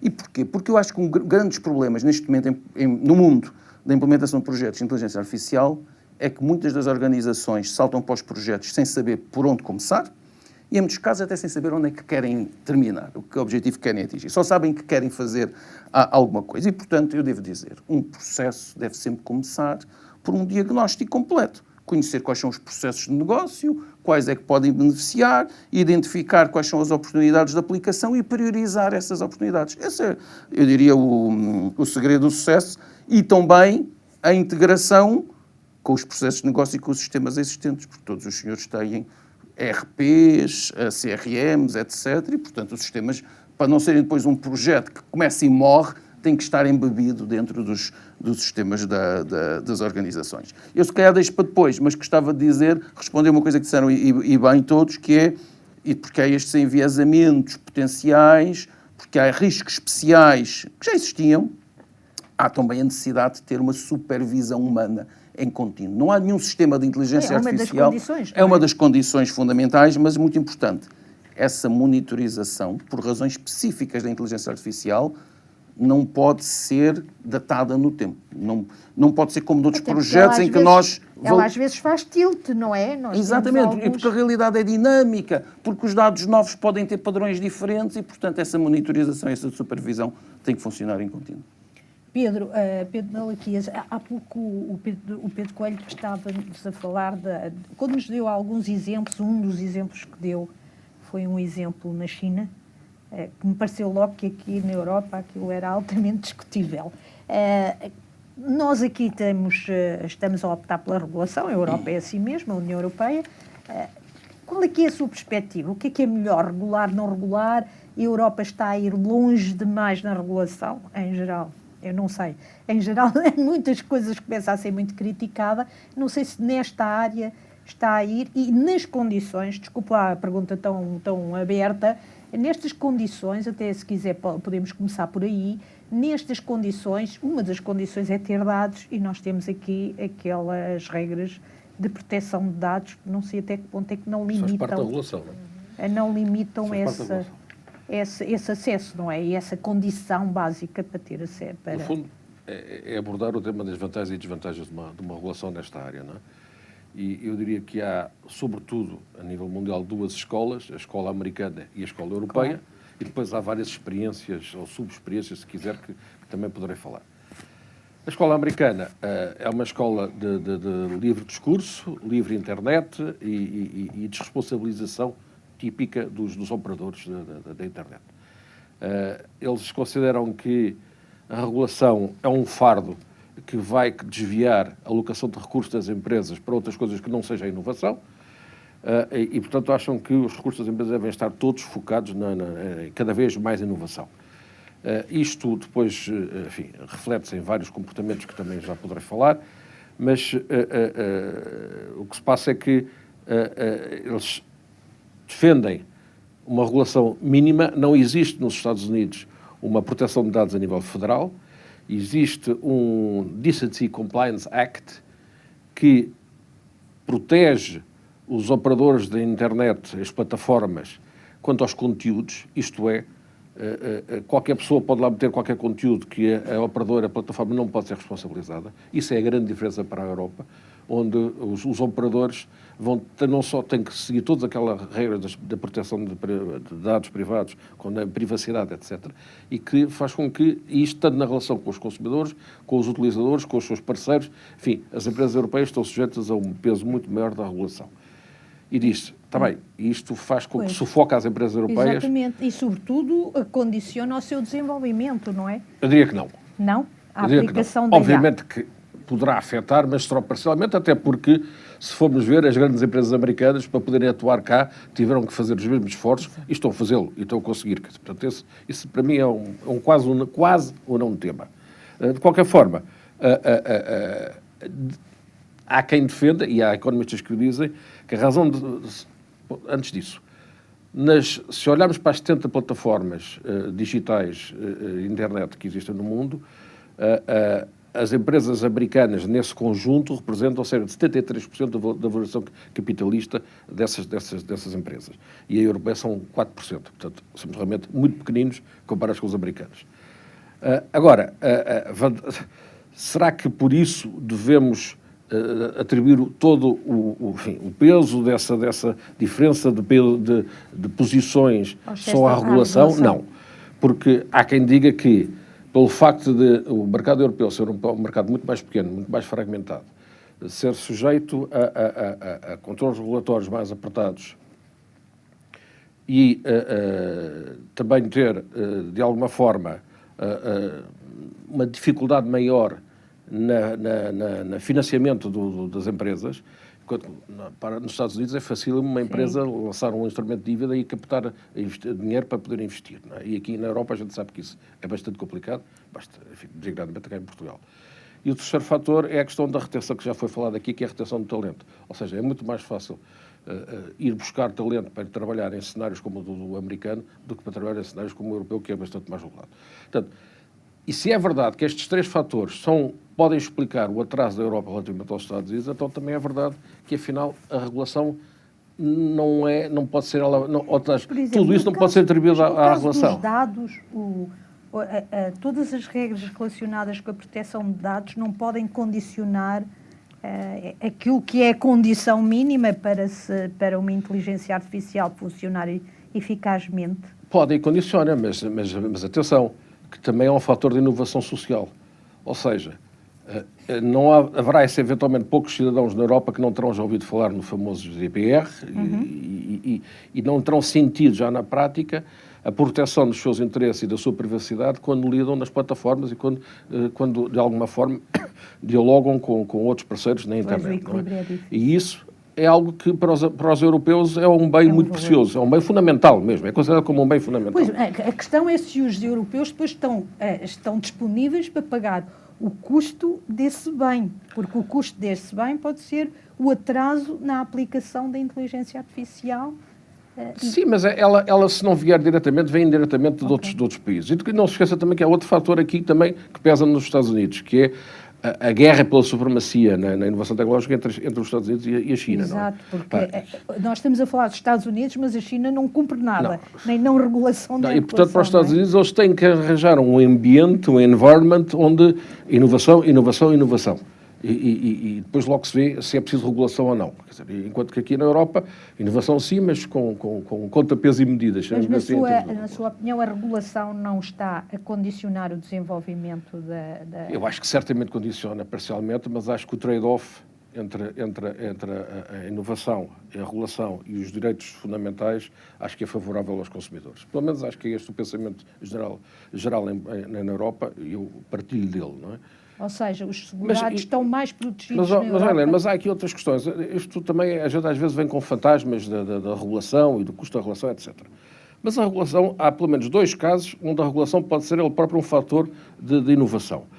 Vou-lhe dar o caso das copyrights, em que, por facto da regulação e de proteger aqueles direitos que foram registados, cria-se um monopólio temporal em que essa empresa vai poder explorar esses direitos. Ora, isso é regulação. E essa regulação aí só favorece a inovação. Outro caso é quando a regulação, de alguma forma, obriga as empresas a ter que ter comportamentos mais pesados em termos de processo, etc., isso também muitas vezes espoleta nas empresas uma vontade de descobrir novas condições de exercício da sua atividade. Isso também muitas vezes é um trigger para inovações. Portanto, não vamos pôr tudo nas costas da regulação. Certamente que a regulação pode ser um fator de determinant para a inovação, mas eu acho que o balanço continua a ser favorável aos consumidores e aos cidadãos em geral. Eu tinha aqui mais duas questões, quer para o Pedro Coelho, quer para o Pedro Malaquias, mas se calhar íamos abrir um bocadinho a quem nos está a ouvir, que já devem estar um bocado aborrecidos de nos estarem a ouvir, e perguntar se alguém quer colocar alguma questão. Eu gostava que se identificassem e pedia, por favor, para que fosse mesmo uma questão. Está bem? Boa tarde, o meu nome é António Alexandre, eu concluí um mestrado em Ética na Inteligência Artificial e tenho basicamente uma questão que me preocupa muito, que são os consumidores de seguros vulneráveis e a discriminação que pode haver, portanto, com o recurso aos sistemas de inteligência artificial, e recordo, por exemplo, que nos Estados Unidos já está documentado que os cidadãos de raça negra no acesso aos serviços de saúde continuam a ser discriminados. Portanto, gostava de ouvir se tem alguma posição sobre isto. Há uma questão ética transversal, que é o desemprego, que vai provocar nos seguros, que também eu acho não que foi... adivinhou qual é que ia ser o nosso tema seguinte, que era essas questões éticas e de enviesamento dos modelos que levam à discriminação de alguns grupos. Gostaria também só de dizer que não percebi muito bem quando se falou na estratégia, se é uma estratégia para a inteligência artificial nos seguros, se é uma estratégia para a inteligência artificial em Portugal, que existe desde 2019, que tem vindo a ser alterada e que provavelmente será profundamente alterada com o regulamento que está para ser publicado. Muito obrigada. Eu saltava para aqui e depois já volto outra vez à plateia, até porque nós tínhamos de alguma forma já agendado um bocadinho esta questão da ética e do enviesamento dos modelos. Pedro Coelho, se calhar, começaria por si em relação ao enviesamento dos modelos e o risco de o enviesamento dos modelos desencadear fenómenos de discriminação. Há exemplos nos Estados Unidos, um deles, uma farmácia, era aquele que eu estava a referir, já não me lembro dos detalhes, que até ficou proibida de usar o modelo de inteligência artificial, porque de facto provocava esse tipo de discriminação que foi aqui referido. E já agora também, eu não sei se o Pedro está a par dessa tal estratégia portuguesa para a inteligência artificial. Mas podemos falar do enviesamento dos modelos. Eu acho que nós não vou uma coisa de cada vez, não é? Uma coisa de cada vez. Então, em primeiro lugar, meus senhores, estes enviesamentos e estes riscos de discriminação não apareceram agora com a inteligência artificial, eles já existiram. A discriminação racial nos Estados Unidos já existia no trabalho humano e no trabalho de algoritmos. Mas não pode agravar? Só numa perspectiva. Eu até diria o seguinte, vejam comigo. O enviesamento decorre sobretudo dos seres humanos. Todos nós percebemos que dois técnicos diferentes perante o mesmo processo são capazes de ter opiniões muito diferentes. Isso já existia. Sim, o problema, deixe-me só juntar aqui a seguinte questão, é que como a inteligência artificial trabalha com aquilo que nós lhe fornecemos, aquilo que nós lhe fornecemos também de alguma forma condiciona. Claro, mas está a montante da inteligência artificial. E agora pensem comigo, sendo verdade que a inteligência artificial é totalmente tributária desses enviesamentos que já estão nos dados, ou até que estão nos algoritmos introduzidos por quem os desenvolveu, até por vezes de forma inadvertida, também não deixa de ser verdade que a inteligência artificial até pode ser uma boa forma de mitigar esses enviesamentos. Porque se a inteligência artificial é treinada com dados produzidos por diferentes seres humanos, esses enviesamentos tendem a ser mitigados, tendem a ser anulados e ela tende a standardizar o seu comportamento perante um determinado comportamento médio. Ora, o risco é muito inferior àquele que tínhamos hoje, quando um ser humano que é altamente enviesado, sozinho é capaz de tomar decisões. E, portanto, ela tem pelo menos esta vantagem de reduzir a variância na tomada de decisão. Agora, eu concordo, tem um risco acrescido. Esse risco acrescido é muitas vezes conhecido como, vamos chamar-lhe, loop negativo. O que é o loop negativo? A inteligência artificial, principalmente nestes modelos de machine learning que vão sendo retreinados ao longo do tempo, corre um risco. Ela começa a produzir resultados enviesados. Os novos resultados vão sendo usados para retreinar e retreinar e retreinar, com dados cada vez mais enviesados, e temos uma amplificação do enviesamento ao longo do tempo. Este eu diria que é o risco acrescido. Como é que se mitiga ou resolve esse risco? Pela forma que eu já referi. Não há inteligência artificial sem ser monitorizada, avaliada, eu até diria auditada, através de procedimentos sistemáticos que são definidos por seres humanos, e não é no momento que no tempo, é ao longo do tempo, exatamente para evitar esta amplificação dos enviesamentos que podem ser introduzidos. Só para dizer que, por vezes, e há muitos enviesamentos que são atribuídos à inteligência artificial, mas que também estão a jusante, que é depois na interpretação que os seres humanos fazem dos resultados, e parece que foram atribuídos esses resultados à inteligência artificial, mas é muitas vezes à interpretação dos humanos. Pedro, as questões éticas que tudo isto coloca, eu não sei que conhece a estratégia. Olha, esta pergunta e esta discussão que estamos a ter agora é, se calhar, um argumento fortíssimo para defender a necessidade da regulação. Não é? Exato. Sim. Porque princípios, dos diversos 6 princípios básicos que normalmente devem modelar o tratamento da inteligência artificial, um deles é a explicabilidade e a transparência, não é? Dos modelos. Dos modelos. Ora bem, só com regras bem implementadas nesse nível e com pessoas capazes de as monitorizar, os tais comitês de ética, seja lá o que for, que é que nós vamos poder controlar estas situações que foram aqui referidas. Portanto, a regulação é muito necessária, é preciso que ela não seja impeditiva de novas inovações. E, naturalmente, que este controle que se tem que fazer sobre a implementação dos sistemas de inteligência artificial tem que ser, como o Pedro estava a dizer, tem que ser evolutivo e contínuo, não é tipo radiografia. Não é hoje e depois daqui a um ano vamos voltar a fazer. Não, isto tem que ser em permanência. E se estes princípios forem seguidos e forem aplicados e implementados por pessoas capazes, obviamente que vai sempre haver dados enviesados que vão ser introduzidos nos modelos. Sempre. Como sempre houve e sempre vai haver. Agora, se criarmos sistemas de filtragem e de controle desses dados, cada vez mais... não é a história do outro porco, isso é a salsicha. Cada vez a salsicha está mais perfeitinha, mais bonita. E mais suscetível de ser utilizada. Há um outro aspecto que é, sei que o Pedro já pensou um bocadinho nisso, que é os riscos associados à inteligência artificial, e uma vez que as empresas só aprendem com preço, não é?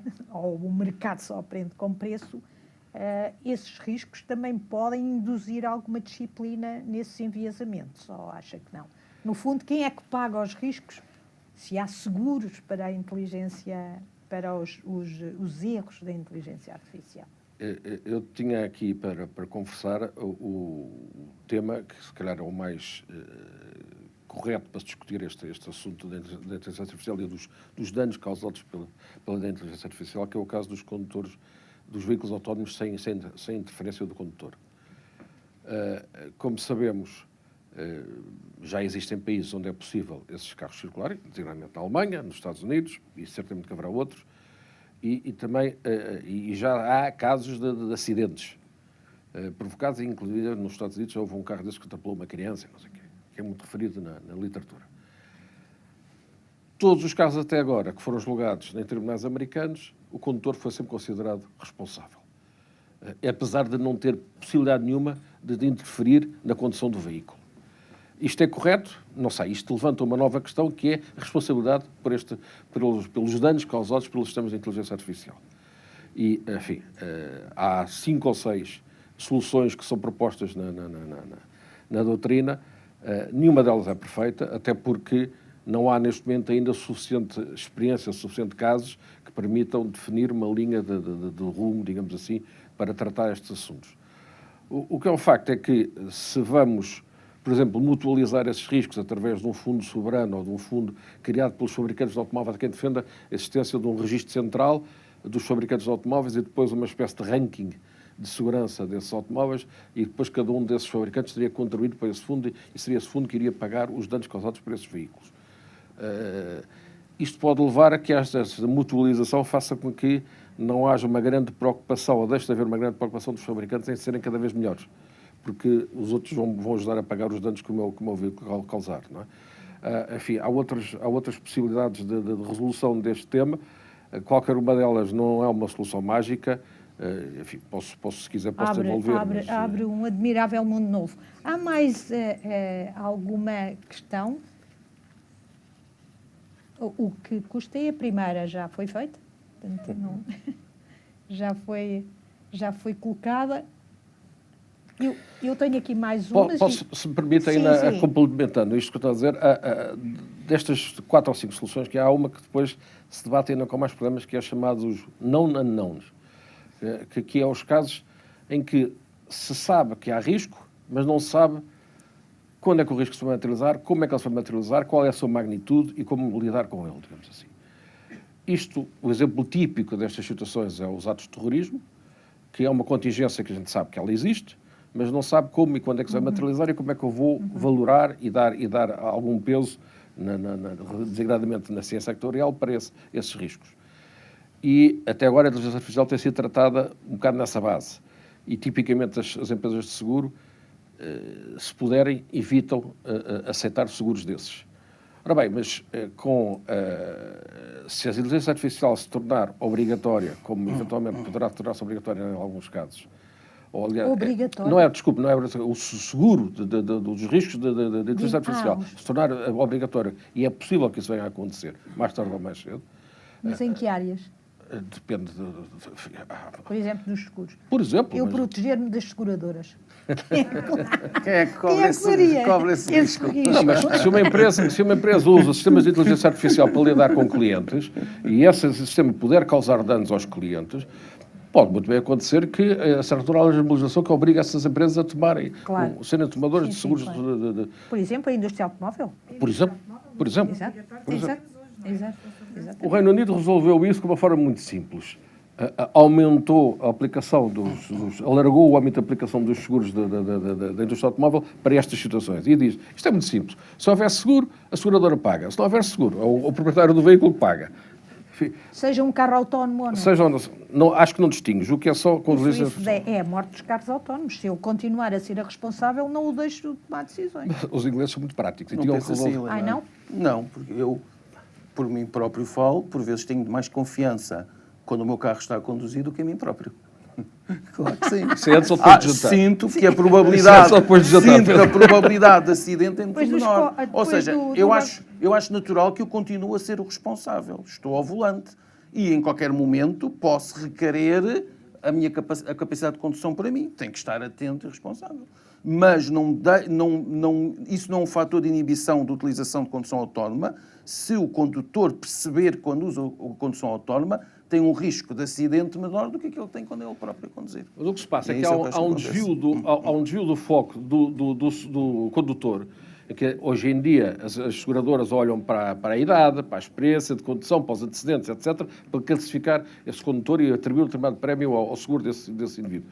Nos casos destes, isto desaparece, passa a ser para o fabricante e para o veículo. Não é? Portanto, este desvio tem que ser tratado de alguma maneira. Quer dizer, algo que não vamos poder fugir dele.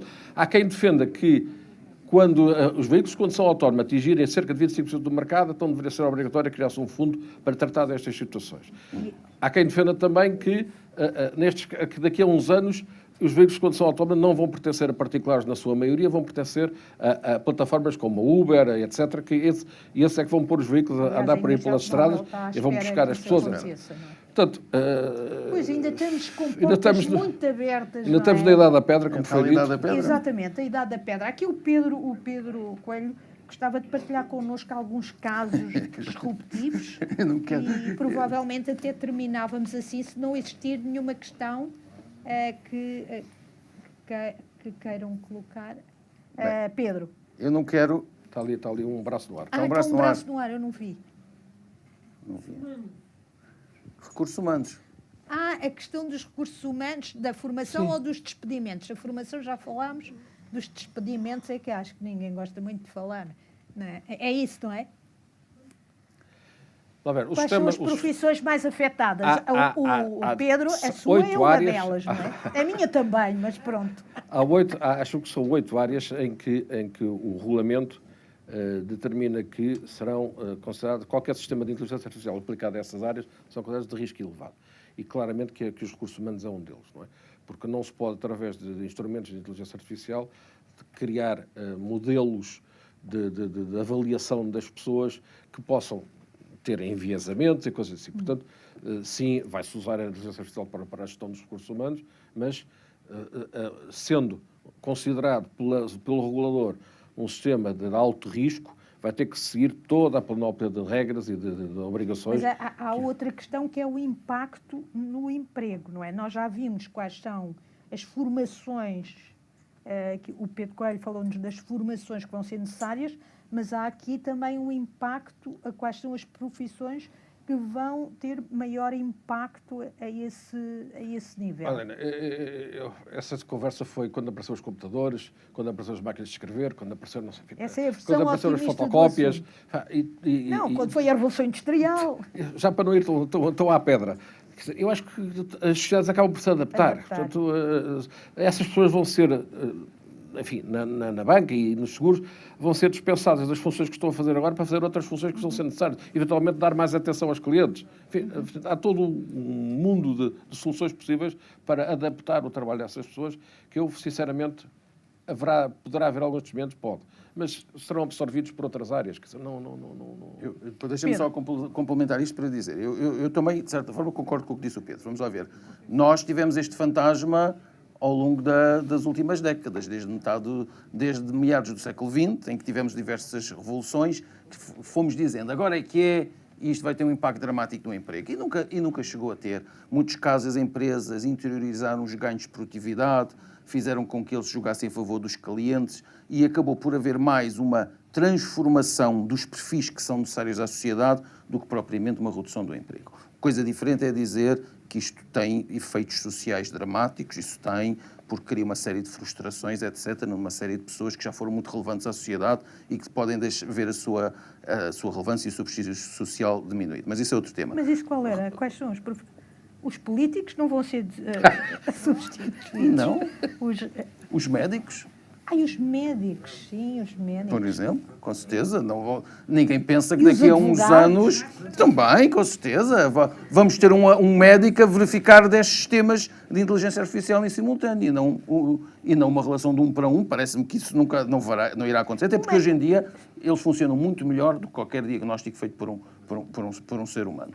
Agora, deixa-me só dizer Já funcionam melhor? Em muitos casos, sim. Porque não há nenhum ser humano que consiga processar a quantidade de informação que se pode processar uma inteligência artificial para fazer um diagnóstico. Não há dúvida nenhuma. Hoje em dia, na análise de imagens, radiometria, radiografias, é muito melhor do que os técnicos. Deixe-me só acrescentar o seguinte. No outro dia, a falar com informáticos que fazem programação, eles diziam que aquilo que a inteligência artificial estava a dispensar eram os estagiários. Que eles iam ter um problema quando ficassem mais velhos, não é? Que os estagiários depois substituentes. Isso pode acontecer, por exemplo, na advocacia. Eu já tenho idade suficiente para ter passado por várias mini-revoluções industriais no exercício da minha profissão. Sim, isso é verdade. Eu também comecei com a máquina de escrever, não é? Portanto... Olha, eu comecei no Banco do Atlântico e o meu chefe, foi na altura que apareceram as máquinas de fotocópias, ele pedia à secretária para ir tirar uma fotocópia e depois começava a ver se estava igual ao original ou não. Desconfiava da máquina de fotocópia. Era uma mente brilhante, eu adorava aquele senhor. E infelizmente já não está entre nós. Portanto, eu já tive situações em que tive de lidar com escritórios estrangeiros muito mais avançados do que na prática da advocacia portuguesa, em que estávamos a negociar minutas de contratos. E eu habituei-me a escrever minutas de contrato com uma folha em branco. E, portanto, que tinha que pensar no contrato todo e escrever o clausulado todo. E aqueles rapazinhos que me apareciam à frente só trabalhavam com templates. E quando ele queria discutir uma nova cláusula e reescrever uma nova cláusula, tipo, patinavam da cabeça. Porque aquilo era só assim, não sabiam pensar de outra maneira. Portanto, eu acho que a supervisão humana, sendo um dos componentes muito importantes da inteligência artificial, vai continuar a ser necessária e vai continuar a haver lugar para os que queiram trabalhar a sério, digamos assim. Havia uma questão, e se calhar terminávamos, porque temos mesmo de terminar, Obrigado. Abrão Hernandes, representação do Instituto dos Atuários Portugueses. E pronto, eu falo isto pela profissão atuarial, mas podia falar dos médicos ou dos contabilistas, qualquer. Há 50 anos não existia Excel, não? E já existia a profissão atuarial. E o Excel não veio a reemplaçar os atuários. Agora há mais atuários, mas não há um atuário que não saiba Excel. Então, os atuários que sabem Excel já reemplaçaram os que não. Muito bem. E para o futuro, aqueles atuários que não saibam inteligência artificial, que não utilizam a inteligência artificial como uma ferramenta, vão reemplaçar os que não. Muito bem. E o mesmo com outras profissões. Muito bem. Muito obrigada por ter recordado o Excel, que é um facto muito importante. Nós aqui, que usamos todos, imagino, o Excel, não nos lembrávamos do Excel. Olha, Tenho uma questão, é muito Não rápido. sou eu. Sim, sim, diga. Que é o que está previsto, ou que alguns académicos defendem, é que a normalidade será o desemprego e não o emprego, mas de facto é uma questão polémica. Mas eu gostava de referir o rendimento social de inserção, que é uma das hipóteses para... A normalidade é o desemprego e o rendimento social de inserção. E o rendimento social incondicional para apoiar essas pessoas. Sim. Agora, eu pergunto, que sentido de vida é que essas pessoas vão ter? Mas, de qualquer forma, há esta teoria que diz, se isto acontecer, podemos aplicar esta teoria e já tem sido aplicada, portanto, em sistemas... Acho que esse trabalho é nas escolas que se tem que fazer. Tem que se preparar as pessoas para o mundo moderno e prepará-las a não estarem fechadas num mundo em que só podem exercer aquela ciência que tiverem aprendido na escola, não podem fazer mais nada. Tem que haver flexibilidade. Nós vamos mesmo terminar, Pedro, mas eu mesmo assim ainda gostava que partilhasse connosco pelo menos um desses tais projetos disruptivos. Muito bem. Desculpem lá no fim do dia abusar da vossa paciência e vou então falar de um projeto, ou dois, que fora do contexto do segurador, porque os exemplos que eu tenho são fora do contexto. Eu vou dar... Eu só vou falar de mas vou dar 3 nomes. Eu vou dar 3 nomes. Ai, que perigo, projeto, eu sei, mas não se preocupe que eu sou disciplinado. Um projeto, o projeto que eu vou falar, talvez o mais interessante, foi a utilização da inteligência artificial para a auditoria dos fundos europeus, detectar erros, irregularidades, fraudes, etc. Esse projeto foi implementado em Portugal com a Inspeção-Geral de Finanças, com o apoio da Comissão Europeia, terminou o mês passado, permite reduzir o esforço da auditoria dos seres humanos em cerca de 60%, aumentando a confiança, a fiabilidade dos resultados simultaneamente em mais do que 30%. E essas pessoas foram despedidas? Não, essas pessoas estão a fazer tarefas de muito mais alto valor e, como dizia a doutora Margarida, mais satisfeitas no seu trabalho, porque podem aplicar o seu sentido crítico em vez de fazerem determinadas tarefas rotineiras. Okay. Este projeto... Os auditados foram presos?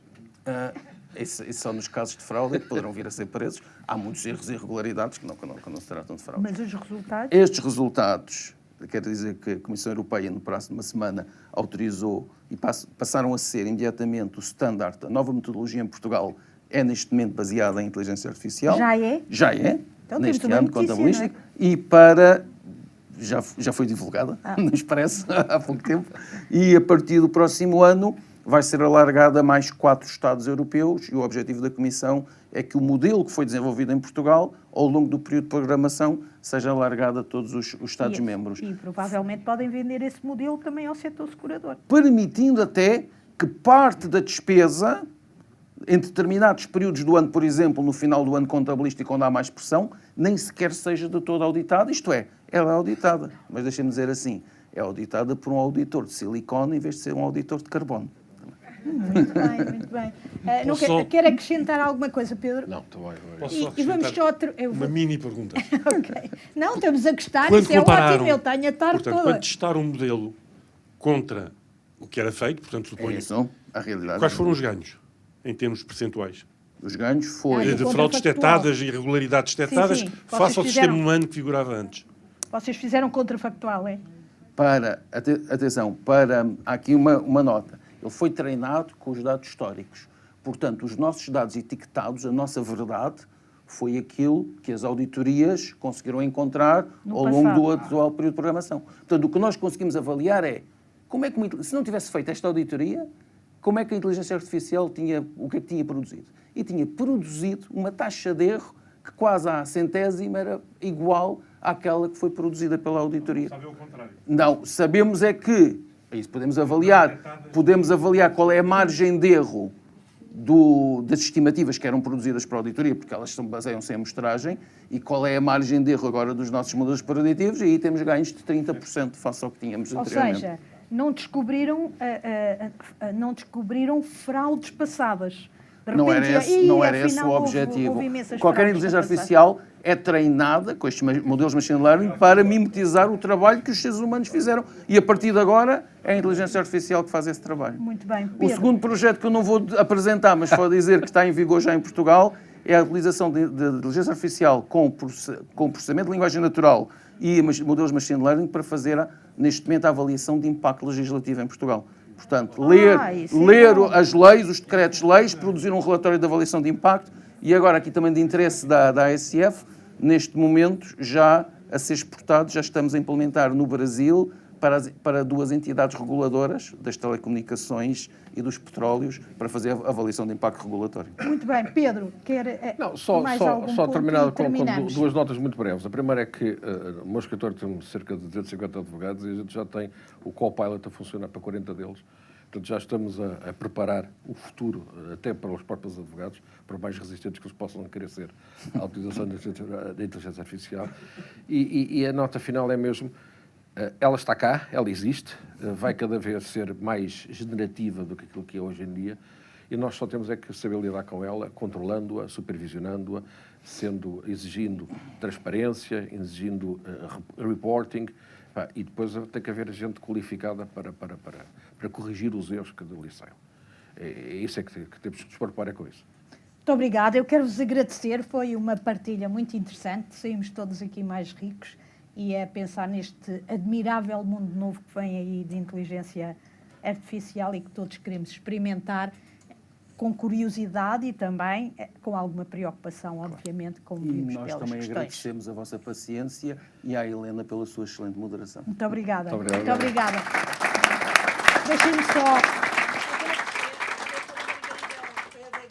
Foi a minha falha pelo desafio que me fez. Até à próxima e muito obrigada pela vossa paciência e como o Pedro disse, muito obrigada. Muito obrigada, professor Pedro Simões Coelho. Podem continuar a aplaudir.